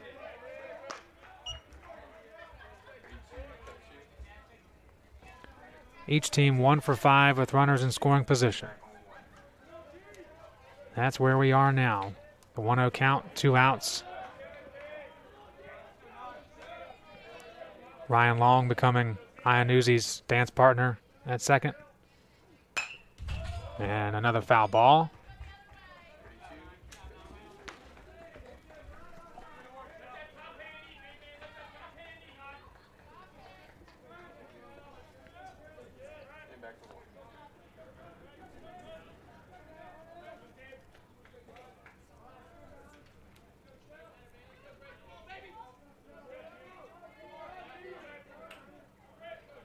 One delivery from Thurman on the way. Runner going to third. Here's Fiedler down to third, and safe is Iannuzzi.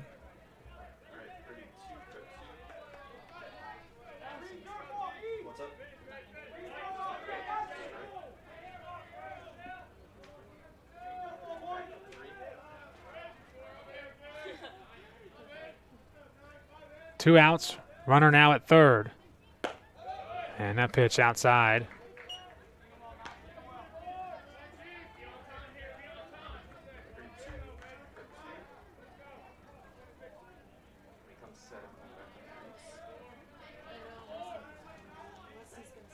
Two delivery on the way from 24. And it's a full count situation.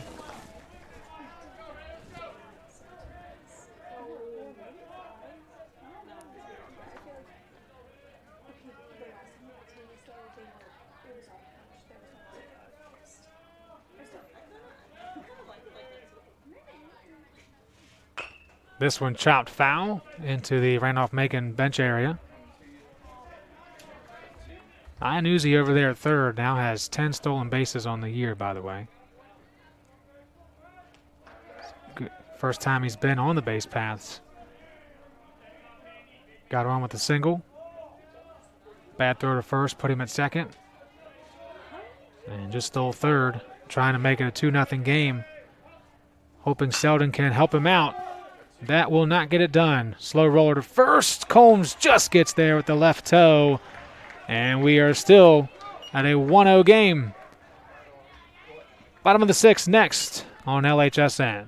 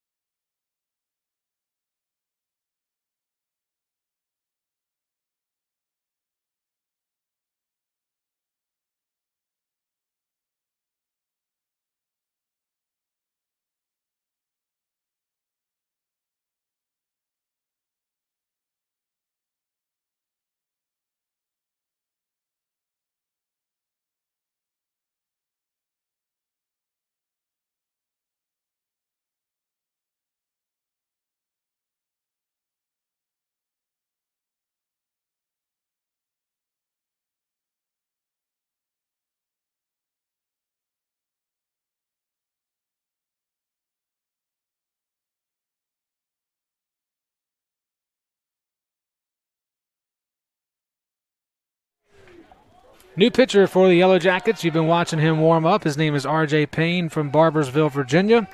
Has an ERA of 4. This will be his 9th appearance on the season. A 1-1 record. 9 innings pitched, 8 strikeouts, 4 walks, 11 hits, 4 runs, all of them earned. And looking at the top hitter in the league when it comes to RBIs, Avery Neves to start the bottom of the 6th. Neves going for all of it on the first pitch faced. And helps Payne get ahead 0-1.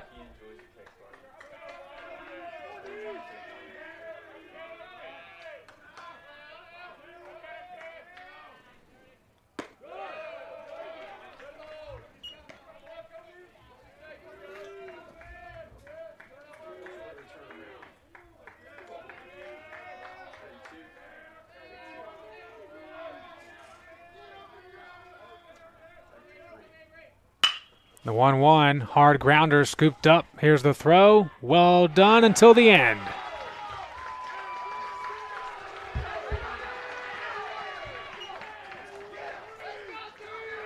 It's a nice defensive stop by Grayson Bush, but in the end, Jurgen could not handle it, and it allows Neves to get there on first. The first baseman, number 33, Avery Combs. Each team now with 5 hits, and the other Avery Combs, stepping in. First time Combs has been at the plate without 2 outs being on the board. Assume a pick for first base. They do it, they bail out if they're infielders. So yeah, he's safe, so throw an error up there for them. Wait, what do you have for this? No, take away that hit. No, you added a hit for us. We should have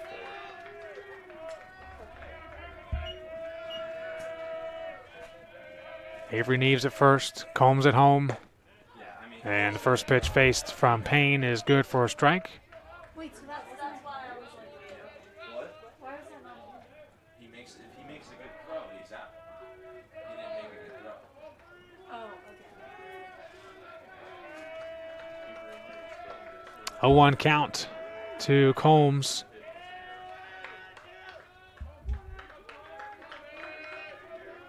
That last throw was deemed an error for those of you scoring at home. So 5 hits for Randolph-Macon, 4 for Lynchburg, each team with an error. Jackets with a run, and the Hornets will have a runner at second after that wild pitch.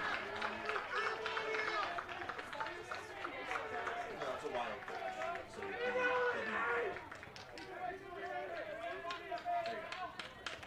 So yeah, I mean that one was bounced a few feet from the plate. But if it was one where like the catcher tries a backhand, like tries to pick it, and it was one that he probably should have had like skipped underneath his glove or his mitt, give that a pass ball. So I just lost my count. 1-1 count here to Combs. Or if this will happen too, a pitch that's a strike or fastball typically. I mean, unless it's something outrageous like a ball he has to throw a ball that just gets launched over his head. He jumps for it, puts it off his mitt. Like that's wild. Combs getting a little impatient, waiting on the third pitch faced at this at bat. There's a feeling in the air Lynchburg has a really good chance to tie things up, or maybe more, in this bottom half of the inning. And Payne missing on the outside for ball 2. So they'll be honored. So all you gotta do is like he'll score. Because He shouldn't be on base. He shouldn't have been out.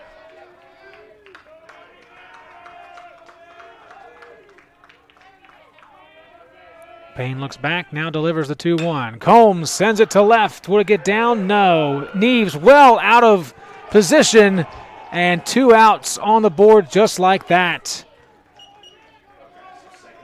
It did initially seem like that ball would get down. I'm sure that's what Neves thought. Instead, The misjudgment cost Lynchburg in a big way.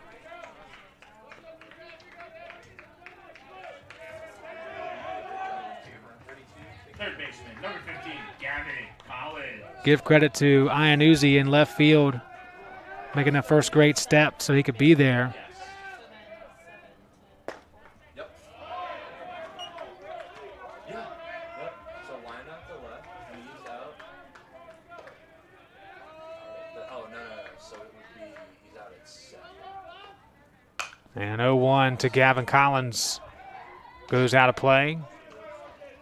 2 strikes, 2 outs, and now no one threatening the scoreboard for Lynchburg.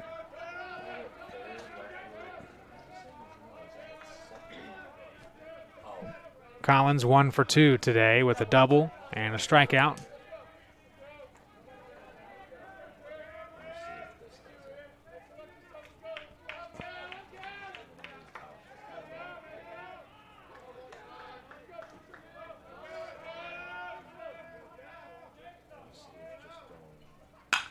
Collins, hard grounder through to center. That's good for Collins individually, but really makes you think what it could have been if not for the blunder at second a moment ago.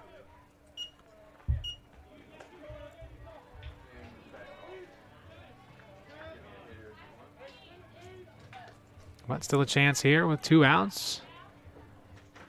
The Jackets want to talk things over about this situation. The runner at first.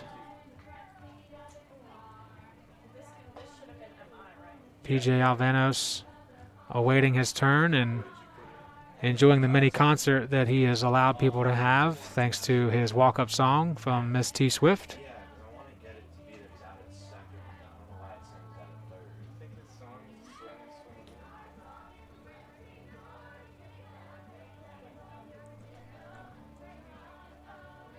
They're on the phone and they talk really hard. It's late and they vomit on the mark. So Neves lines out to left, L7, and then 7 put out 7 forward, but for some reason it's saying Neves was out at 3rd, 7. So it's L7 for DP.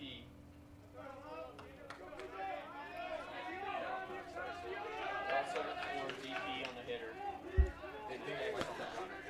Oh, that's right. Alvanos 0 for 2 today. Flew out to third, lined out to first. Has a runner at first. Collins going.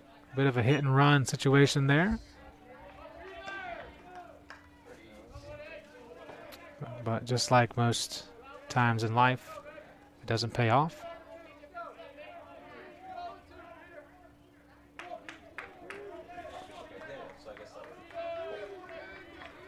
Glad somebody got it.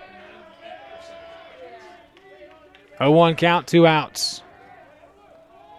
Alvanos trying to keep the run going here. Chance for Lynchburg to tie it up. They've been so close so many times today.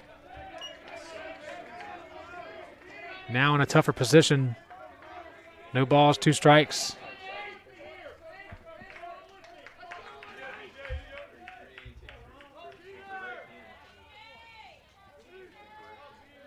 The Hornets have left 5 runners on base.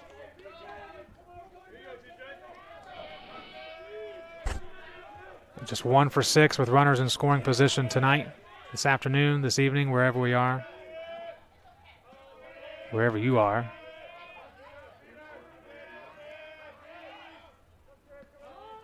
And Payne taking painstakingly long to throw the ball. So the umpire calls time, and we'll try it again.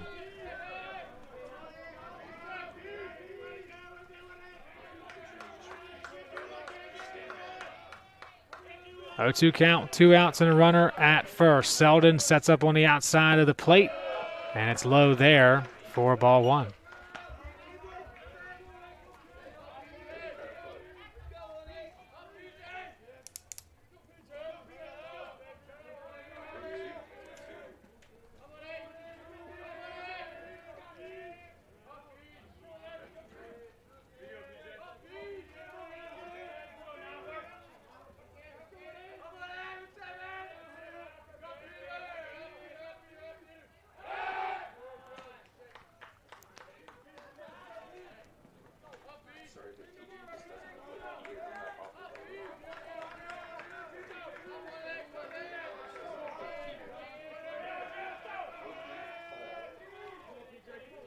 1-2 count. Payne. Deep breath. Delivers. Alvanos fouls it off. Keeping the at-bat alive. Holden Fiedler on deck. Hoping he gets a chance to hit, and he can take those pads off. Of course, he's got half of his catcher gear on at the moment, just in case there is no at-bat. He's ready for warm-up pitches.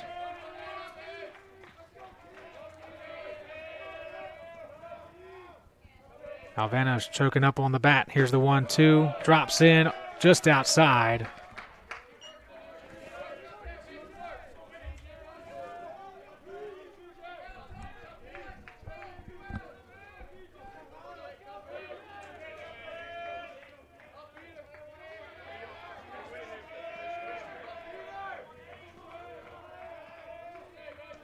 Two-two count with 2 outs.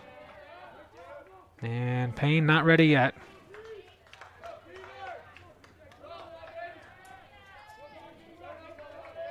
Gets a few options from Jacob Selden behind the plate.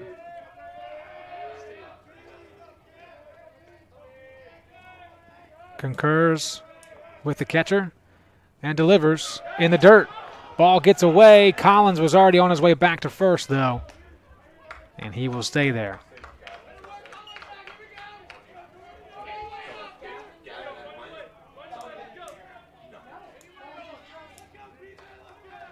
Twice now, the Lynchburgs had some unfortunate moments on the base paths in this half inning.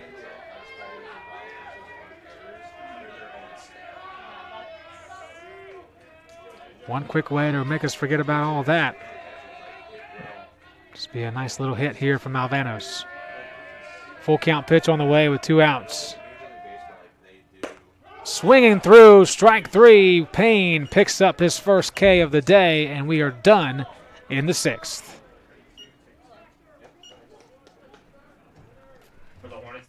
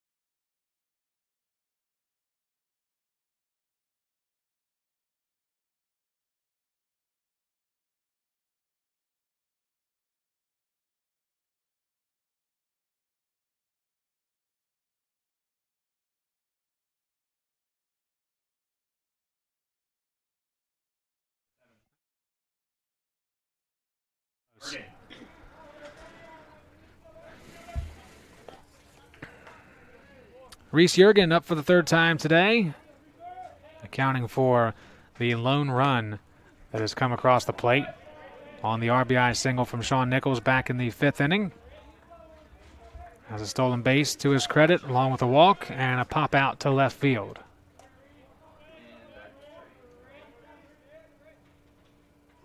Grayson Thurman's second pitch is going to get to left field. This time keeps it on the ground, does Jurgen, and he'll be safely on at first base.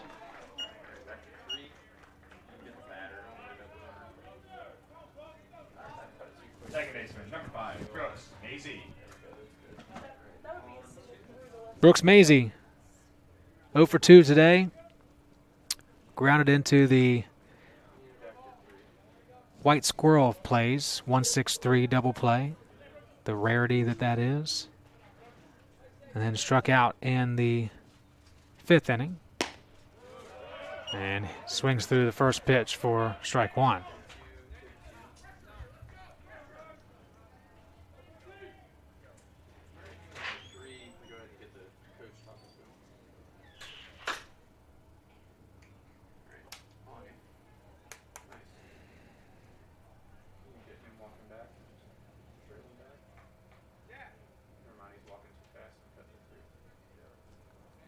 Some confirmation there, possibly on the signs that are being given to Maisie from Coach Morgan.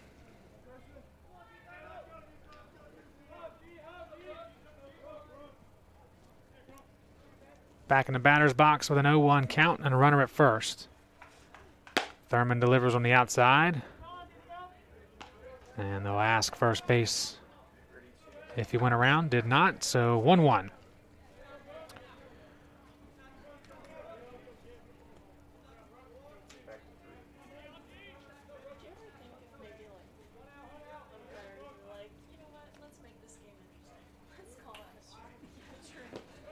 In the dirt, Fiedler does a good job keeping it in front. The catcher position, unsung hero. So much going on, starting with them before every pitch. And keeping those wild balls in front, keeping runners at bay.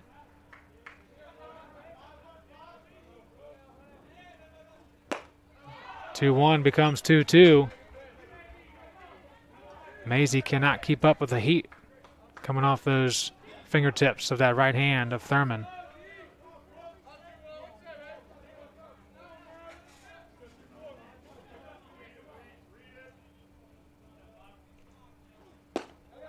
Make it 3 swings and 3 strikes. Second K in relief for Grayson Thurman. Second time Maisie's gone down, 2 different pitchers. And 1 out on the board with Jurgen still over at first. Sean Nichols stepping in next. RBI single in the 5th inning. And then came around to third before the inning was over.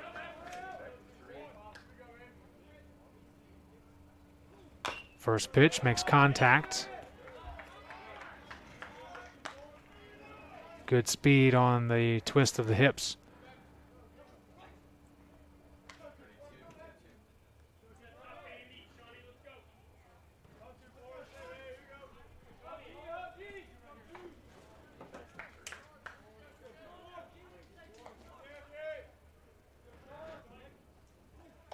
The 0-1 drops in there for strike 2. Nice alteration from Thurman. So used to seeing him just bring straight heat. Slows it down.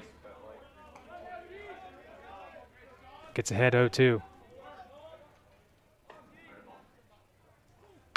And this will roll slowly to Combs. Throw to second. Good for the lead runner to be gone as Nichols is on at first. 2 outs on the board.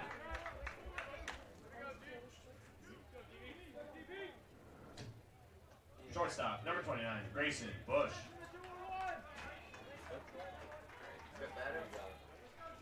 So with 2 outs on the board, we get to the bottom of the order. Grayson Bush, who has been on base twice in his 2 previous at-bats. The first time thanks to a fielder's choice. The second time was an earned single. And the first pitch he sees goes way outside into the trees.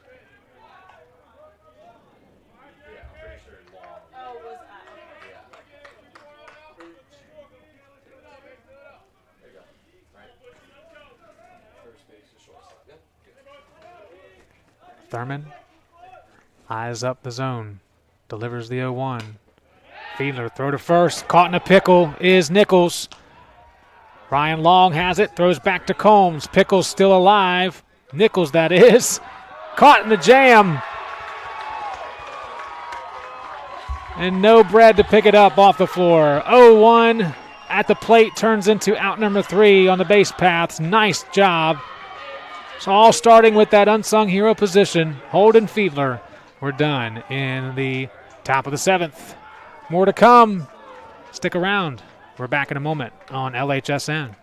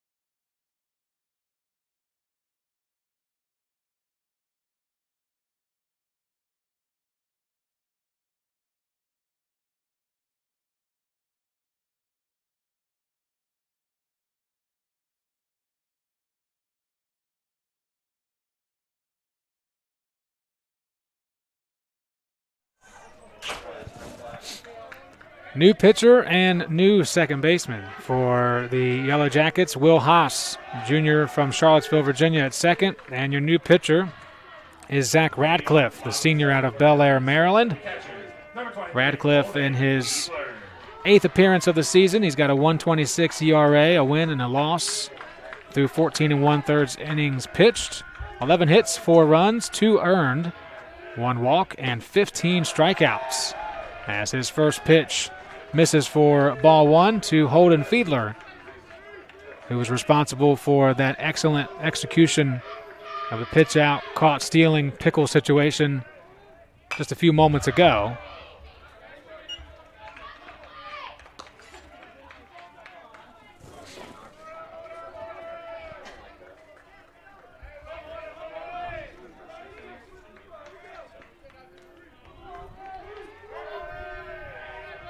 One pitch from Radcliffe. And that one's low in the zone for strike 2.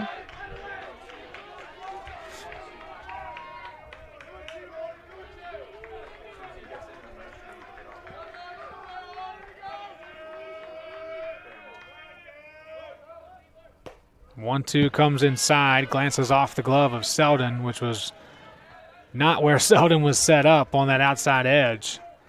So that one just getting away from Radcliffe. Fiedler surviving for another pitch. And a 1-0 game.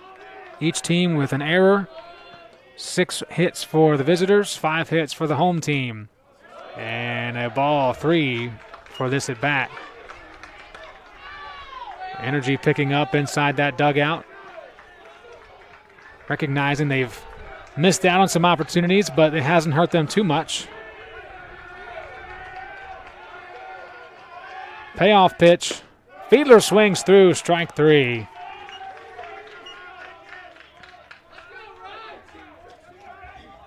Radcliffe's 16th strikeout in less than 15 innings pitched. Shortstop, number 4, Ryan Long. And Ryan Long, shortstop today for Lynchburg, hailing from Virginia Beach, Virginia.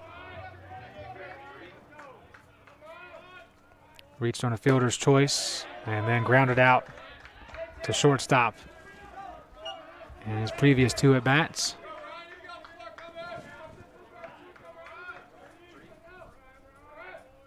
Behind in the count 0-1. Now all balanced at 1 apiece.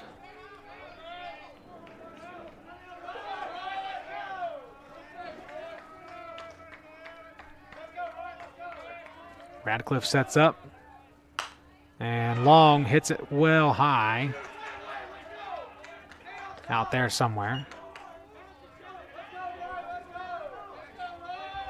Surprised Mark even took that shot. The lack of masks.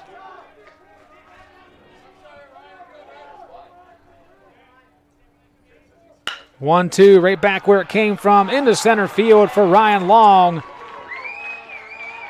And that'll bring up the top of the order with 1 out on the board. And 1 runner at first. Sorry, I heard Mark ask for a slow pan.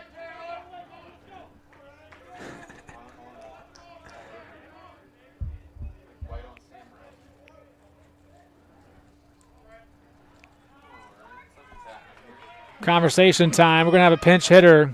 Jackson Harding has not had a good day, 0 for 3, so they will go with the experienced Parker Schaefer, a senior from Richmond, Virginia, his first at bat of the contest. Ladies and gentlemen, your attention, please. Pinch hitting for the Hornets.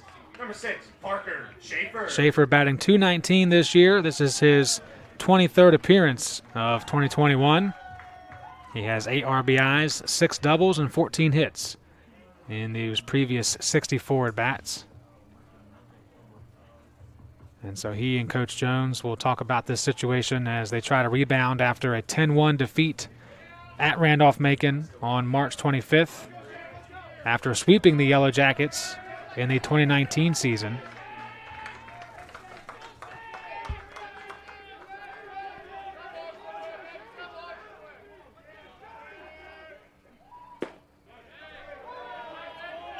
First pitch called strike from Radcliffe.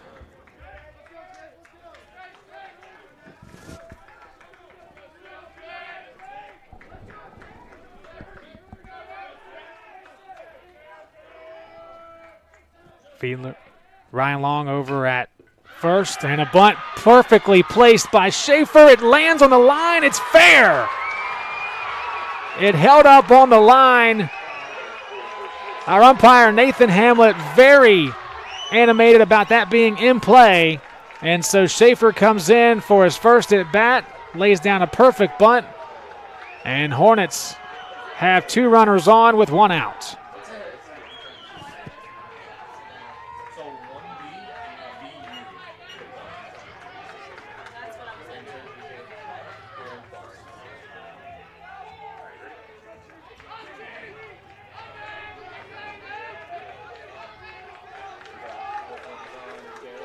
Garrett Jackson stepping up now. Jackson with a single, a walk, and flew out to right field in his 3 previous at-bats. And now the energy from the crowd force-feeding a conversation about this situation. Radcliffe and Selden chatting things over with Coach Hedrick.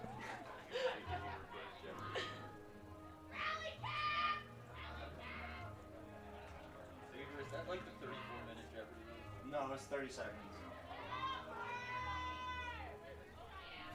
Ray Hedrick in his 17th season with the Yellow Jackets, graduated from Randolph-Macon as well in 1997.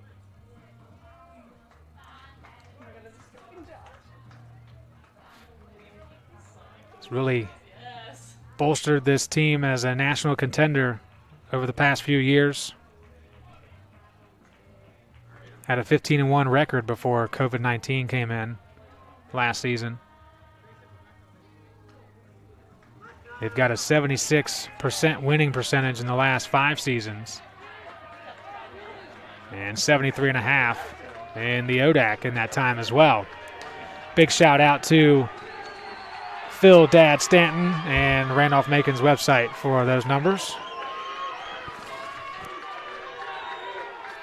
Runners at first and second for Lynchburg. Garrett Jackson, one of the best hitters on the team, second best as far as numbers go, standing in, trying to help Lynchburg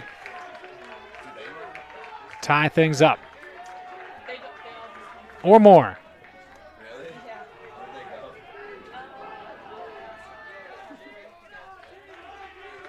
Not all of them. Swinging through the first pitch. Well done by Radcliffe for strike one. Jackson third in the ODAC with 26 RBIs. 7 home runs, second in the ODAC.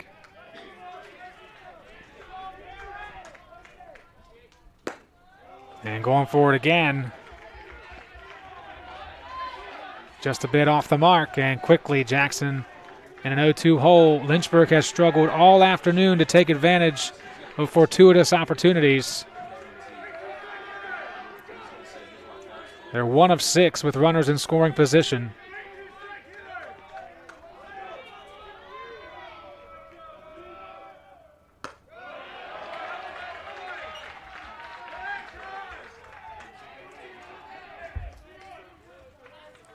Ryan Long, the guy closest to home,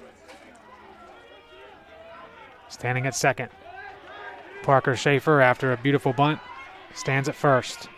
It's a 1-2 count. Jackson standing in the batter's box. Radcliffe delivers, and Jackson swings through for strike 3.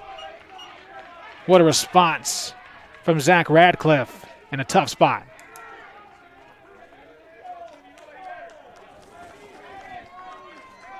Came in to start the 7th inning. Has faced 4 batters, struck out 2. And now sees Kinston Carson, who is itching for a hit today. 0 for 3 so far. Big spot here for the graduate student.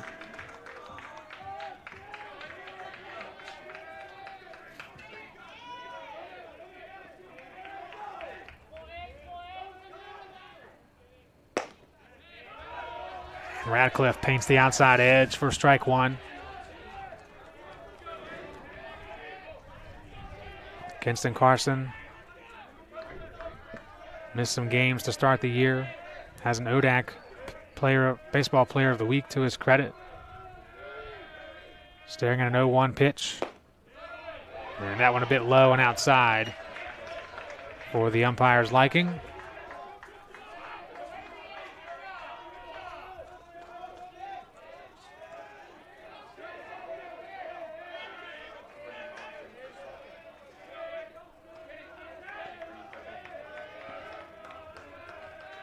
One delivery on the way with 2 outs, and Selden does a nice job this time of holding on. Last couple times that's happened, they've got away from him.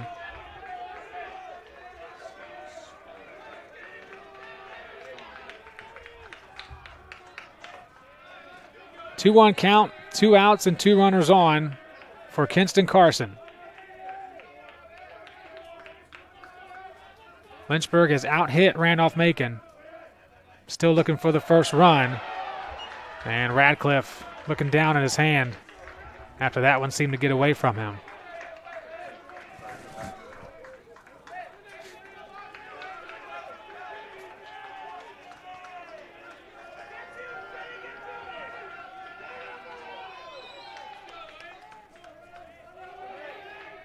Avery Neves on deck. You do not want to put Avery Neves up here with bases loaded.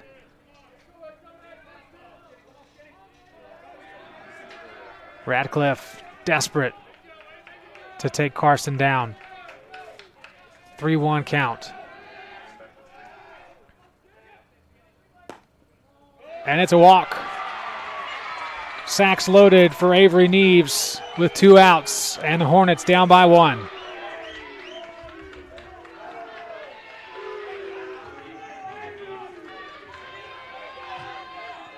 Left fielder, number 30, Avery Neves. First bases loaded situation of the day for either team. You couldn't ask for a better hitter to have at the plate if you are Lynchburg. As Selden wants to chat things over with Radcliffe. I don't think they'll have to talk about who's at bat at this juncture.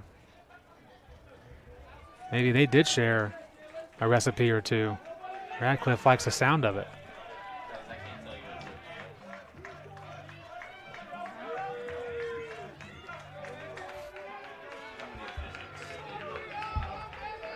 2 outs. Bases loaded. Avery Neves at the plate. League leader in RBIs. Watches that one. It got away from Selden, but not far enough away for Ryan Long to take a chance on the run to home.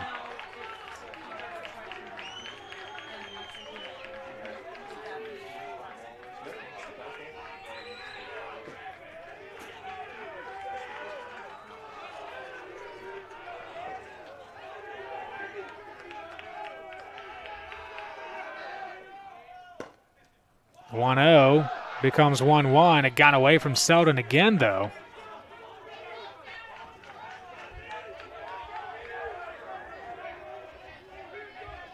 Might need to put a little spit in that glove.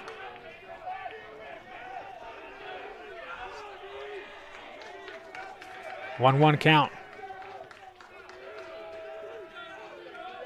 Radcliffe delivers outside, and it misses up high.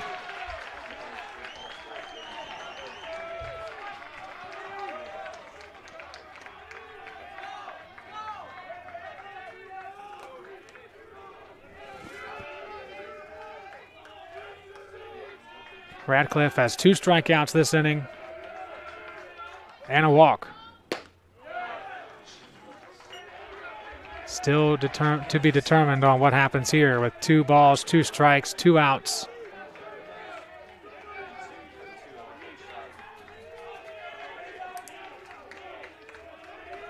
Lynchburg with 2 hits. They need just 1 more or a walk to tie this up.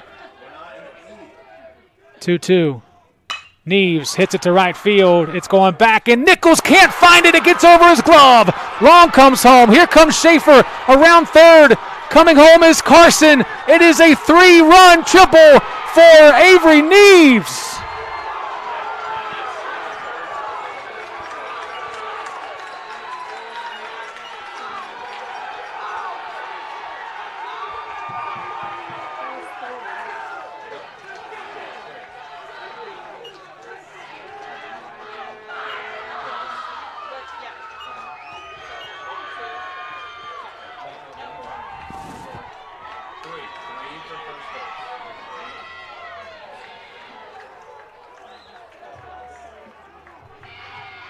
First baseman, number 33, Avery Combs.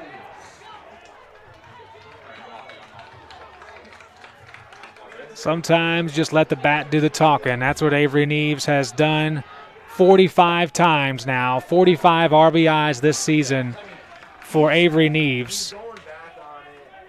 In what is potentially the biggest spot of the season to this point against the nationally ranked Randolph-Macon Yellow Jackets. The Hornets now lead at 3-1. And Avery Combs steps in, seeing if Lynchburg can continue this 2-out push to finish the bottom of the 7th. That's the thing. He's not getting beat twice. Garrett's a free swing.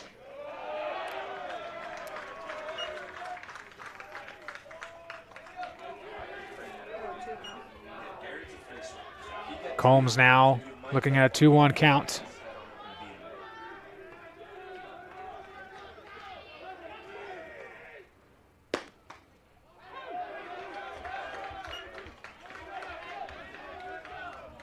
Two, although not everyone is in favor of that call.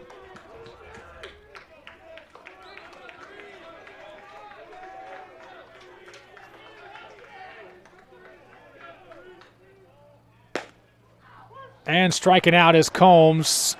Radcliffe gets 3 strikeouts, but he gives up 3 runs.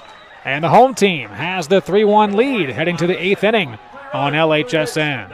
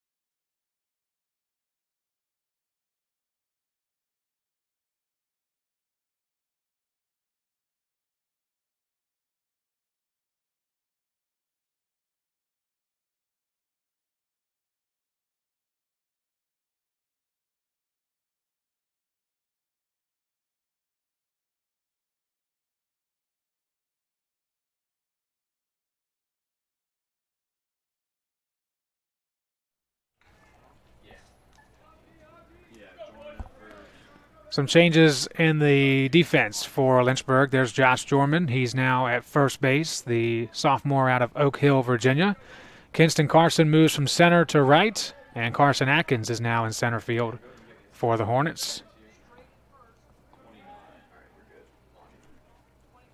There's Mr. Atkins, junior out of Charlottesville, Virginia.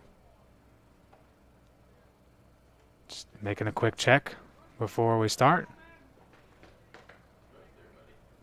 You don't really know how things fit until you get out there on the field and stretch out. So, looks like he's ready to go.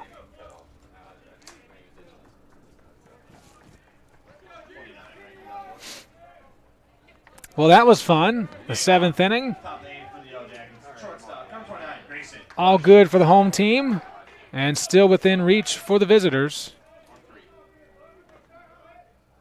As we start the eighth with a missed pitch for a ball, we're looking at Grayson Bush at the plate. Makes contact straight up. Thurman says, up, up. We all know. There it is. Caught for out number one. Ryan Long has been a very busy man over at shortstop today. And a part of that run that Lynchburg had to pick up those 3 runs, he had the single to start in the 7th inning and was eventually batted in thanks to that 3 RBI triple from Avery Neves. Now the top of the order, Ryan Duforn for the Yellow Jackets. And takes the first pitch low in the dirt for ball 1.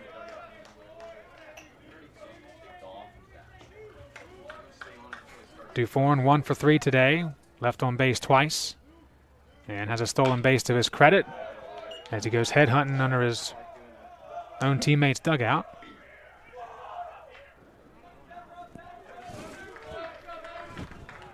One count. A good look at how the evening's shaping up here weather-wise, temperature-wise. It's beautiful, low 70s. Duforn, high flyer to right field. Carson is there. Kinston Carson, that is, and makes the catch for out number 2. So no matter where Kinston moves, the ball follows him. And we move closer to the end. Ethan Iannuzzi, left fielder for the Jackets. Started off a bit rough, 0 for 2, but then recently he got on with a single. A bad throw pushed him to second, stole to third, but was not able to bring it all the way home.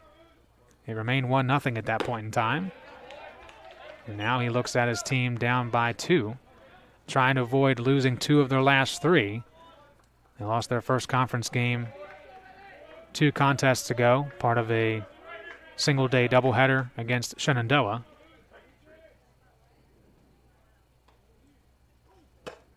Swinging through strike 1. Went for the high cheese.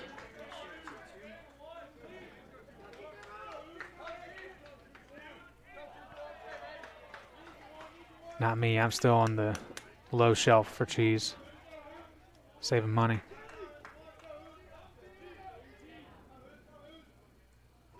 One, hard shot that is foul.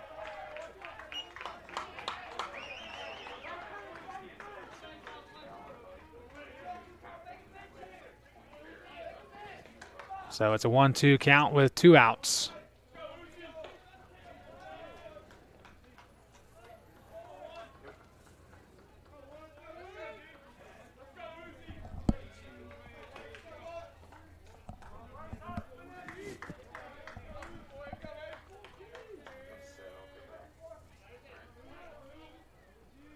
Thurman ready to deliver, and it's popped up to center. Carson Atkins just came in to play some defense, get some action, and collects out number 3. 3 up, 3 down. Bottom of the 8th coming your way next on the Lynchburg Hornets Sports Network.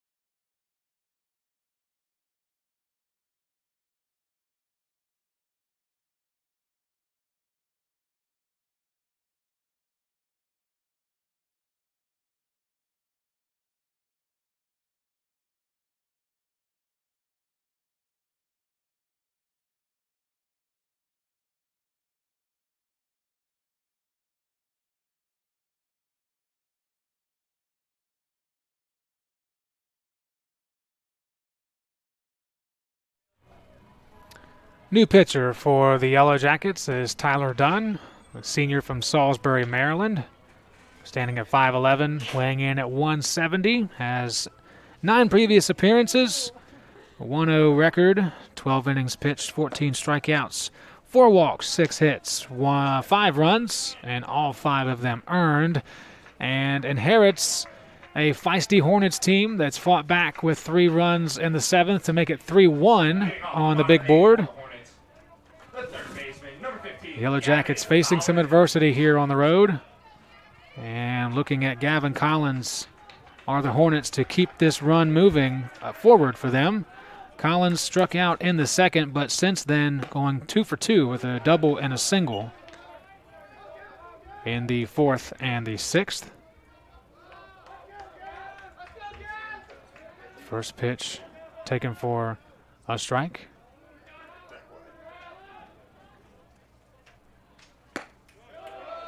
And that misses outside for a ball.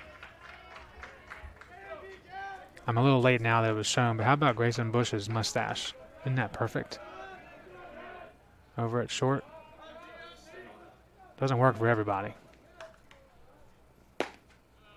And 1-1 becomes 1-2. Coach Jones, part of this resurgence of Lynchburg baseball in the last 4 seasons. He knows how important this game is. This is the number 1 and number 2 teams in the standings of the ODAC right now, as Collins fouls that one off. Shenandoah third with an 11-3 ODAC record. Roanoke fourth at 10-3, and then Eastern Mennonite fifth at 5-5. So it drops off dramatically when you get outside the 4 best teams in the conference.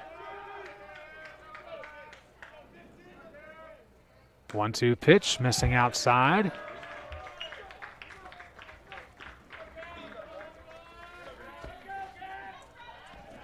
Told you earlier that Ferrum plays Roanoke tonight at 7 p.m., so that game is about to get started.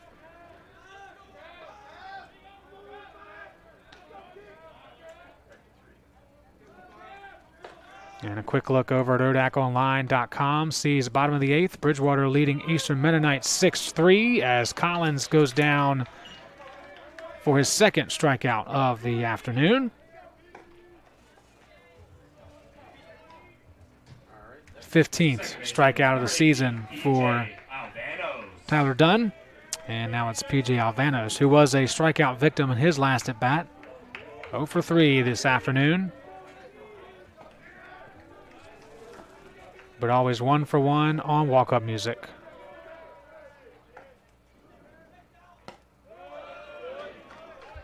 Quick feet keeps that ball from glancing off the toes.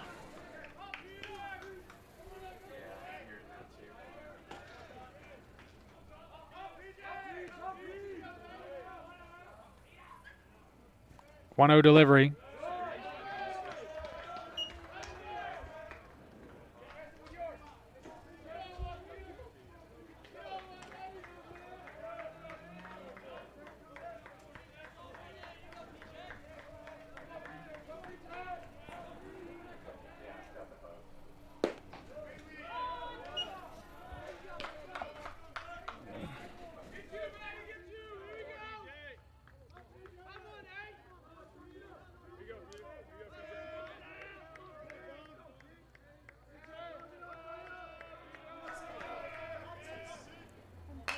And Alvanos fouls that one away.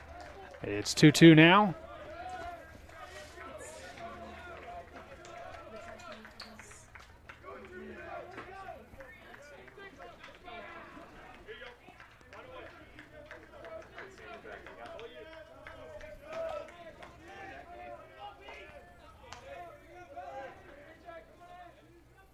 Selden sets up right in the middle. And it's sent inside, paints the corner for strike number 3. 2 outs here. Tyler Dunn coming in from the bullpen.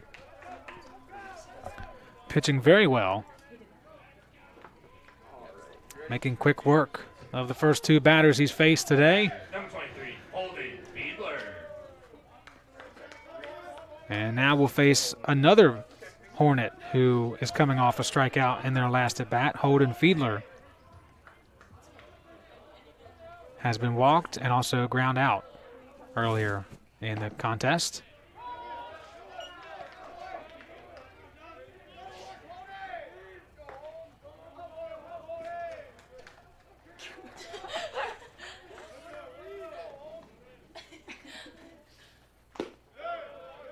And that one's low in the zone from Tyler Dunn.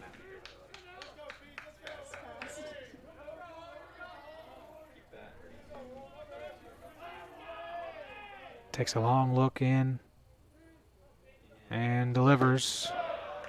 Missing low again. Has shown pretty good control no matter the style of batter. Had a right-hander in Collins, lefty in Alvanos. Struck both of them out. 2-1 count to Fiedler. And misses that for ball 3.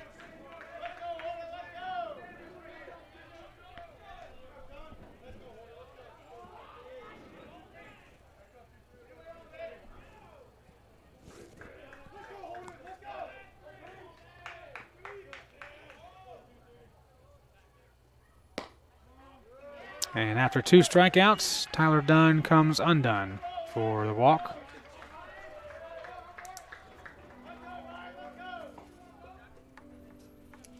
And Ryan Long will step up next. Shortstop's had a pretty good day recently anyway. Was 0 for 2 until the 7th inning, where he had a single and was brought around to be the first run of the day for Lynchburg on that 3 RBI triple from Avery Neves back in the 7th. I say back in the 7th. It was the last inning. Not that far.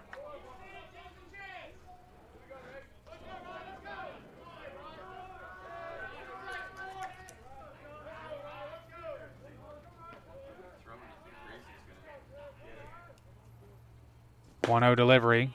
And back in the strike zone is Tyler Dunn.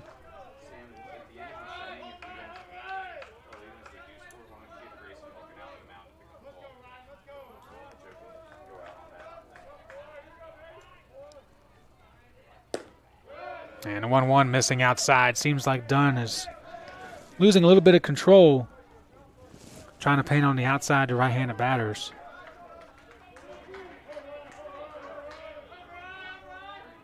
Fiedler over at first, not coming off the bag enough to be worried about.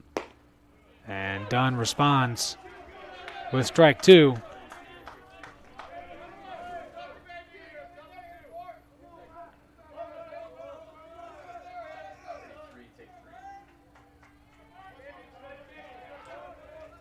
Two balls, 2 strikes, 2 outs. Dunn comes set and delivers it to Long, who pokes one to center. And the easy catch made.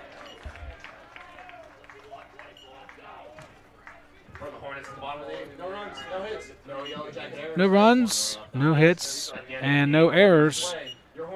As we are complete through 8 innings, the Jackets have one more chance. That man will try to stomp it out here when we come back on LHSN.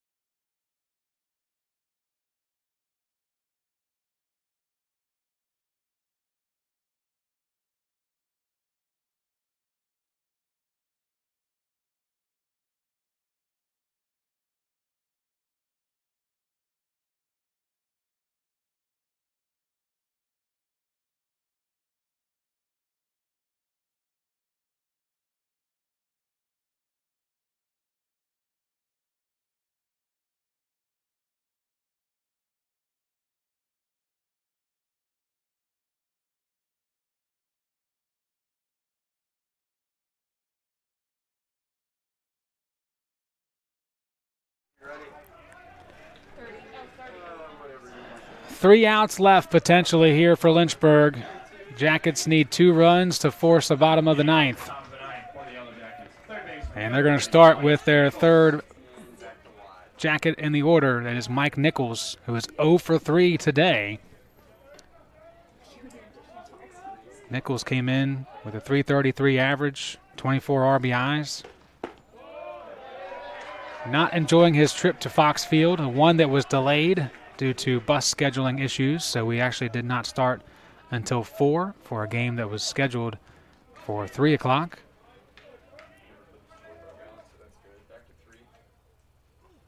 And the 0-1 is hit foul. Coach Garcia, hey, who needs a glove?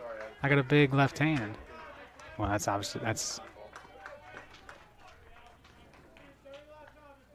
Coach Butler for the Jackets. It's getting late in the day. Trying to power through here. Yeah. I rebounded, Mark, right? I realized I was wrong. No rebound for Nichols, 0 for 4 day. Grayson Thurman picking him up and putting him down here to start the 9th inning. The designated hitter, number 18, Kevin Mooney. Kevin Mooney, DH today for the Jackets, has faced Thurman. He was the first one to go up against the senior in the 6th inning, and Thurman struck him out. So it's an 0 for 3 day for Mooney. And now in the hole, 0-1. You can audibly hear Thurman release that ball, putting everything he's got into it on the exhale. And this one heads to right field. It's in the gap, and it's down. Mooney turning first will stay there, but picks up a much-needed hit, and the Jackets are still alive.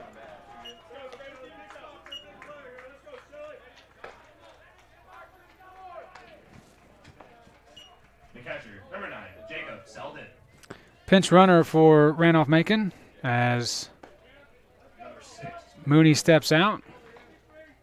You'll see Ben Maratsky, a senior from Dumfries, Virginia.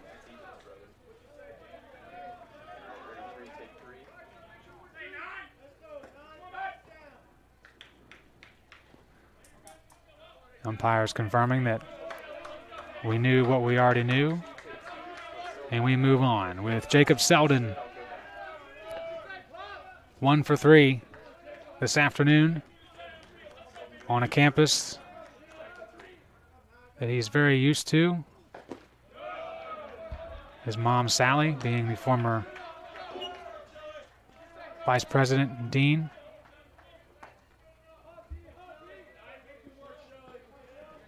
Now changing the world at the Citadel. Selden trying to change the chances for Randolph-Macon.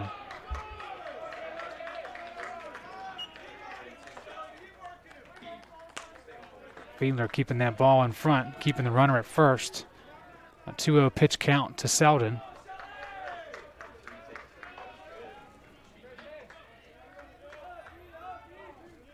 Maratsky over at first base.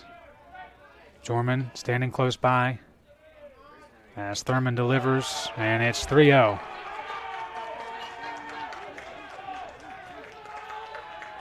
Now giving credence to the celebration coming from the visitors' dugout.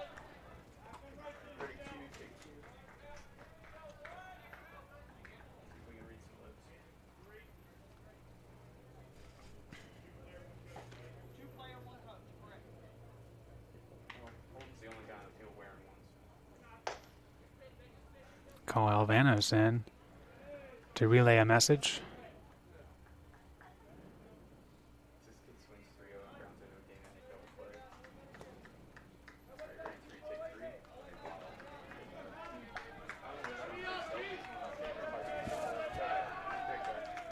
.3-0 count with 1 out and a runner at first. Jacob Selden at the plate. Grayson Thurman on the mound. 2 seniors looking for a game-changing moment. And Thurman misses high.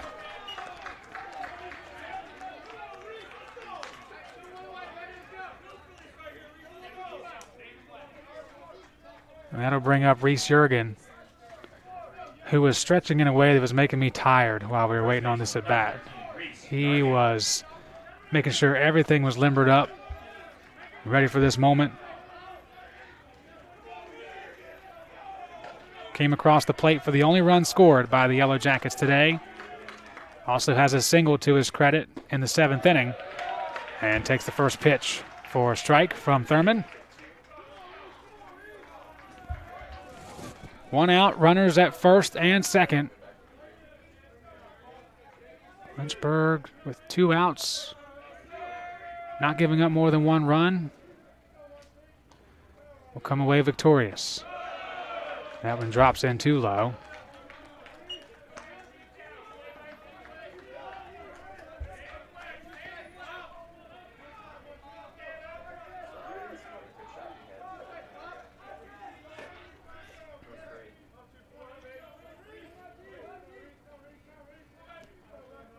The 1-1 on its way. Up near the chin of Jurgen.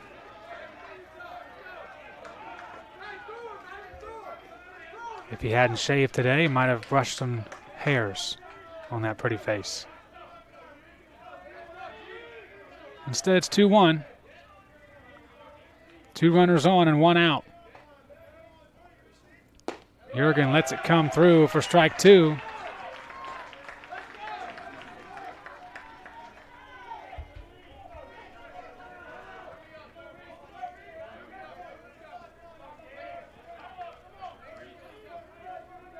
Tense moments late in the evening in Lynchburg, Virginia. The 2-2 on its way, and Jurgen grounds it to short. Long with the throw to second, gets the force. Here's a throw to first, and we're done from Fox Field.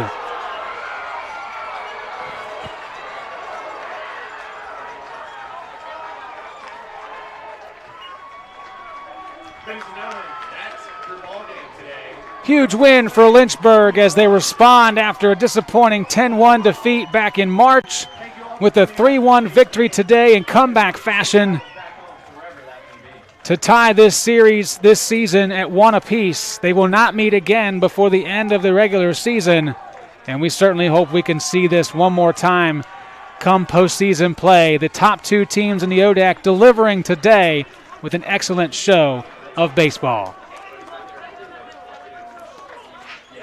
Check out lynchburgsports.com for your stats and score lines today, as well as more information on this baseball program that is now at an impressive 20-8 overall. They've won their last 10 games. They're 11-2 in the conference. Randolph-Macon drops to 15-5, 12-2 in conference play.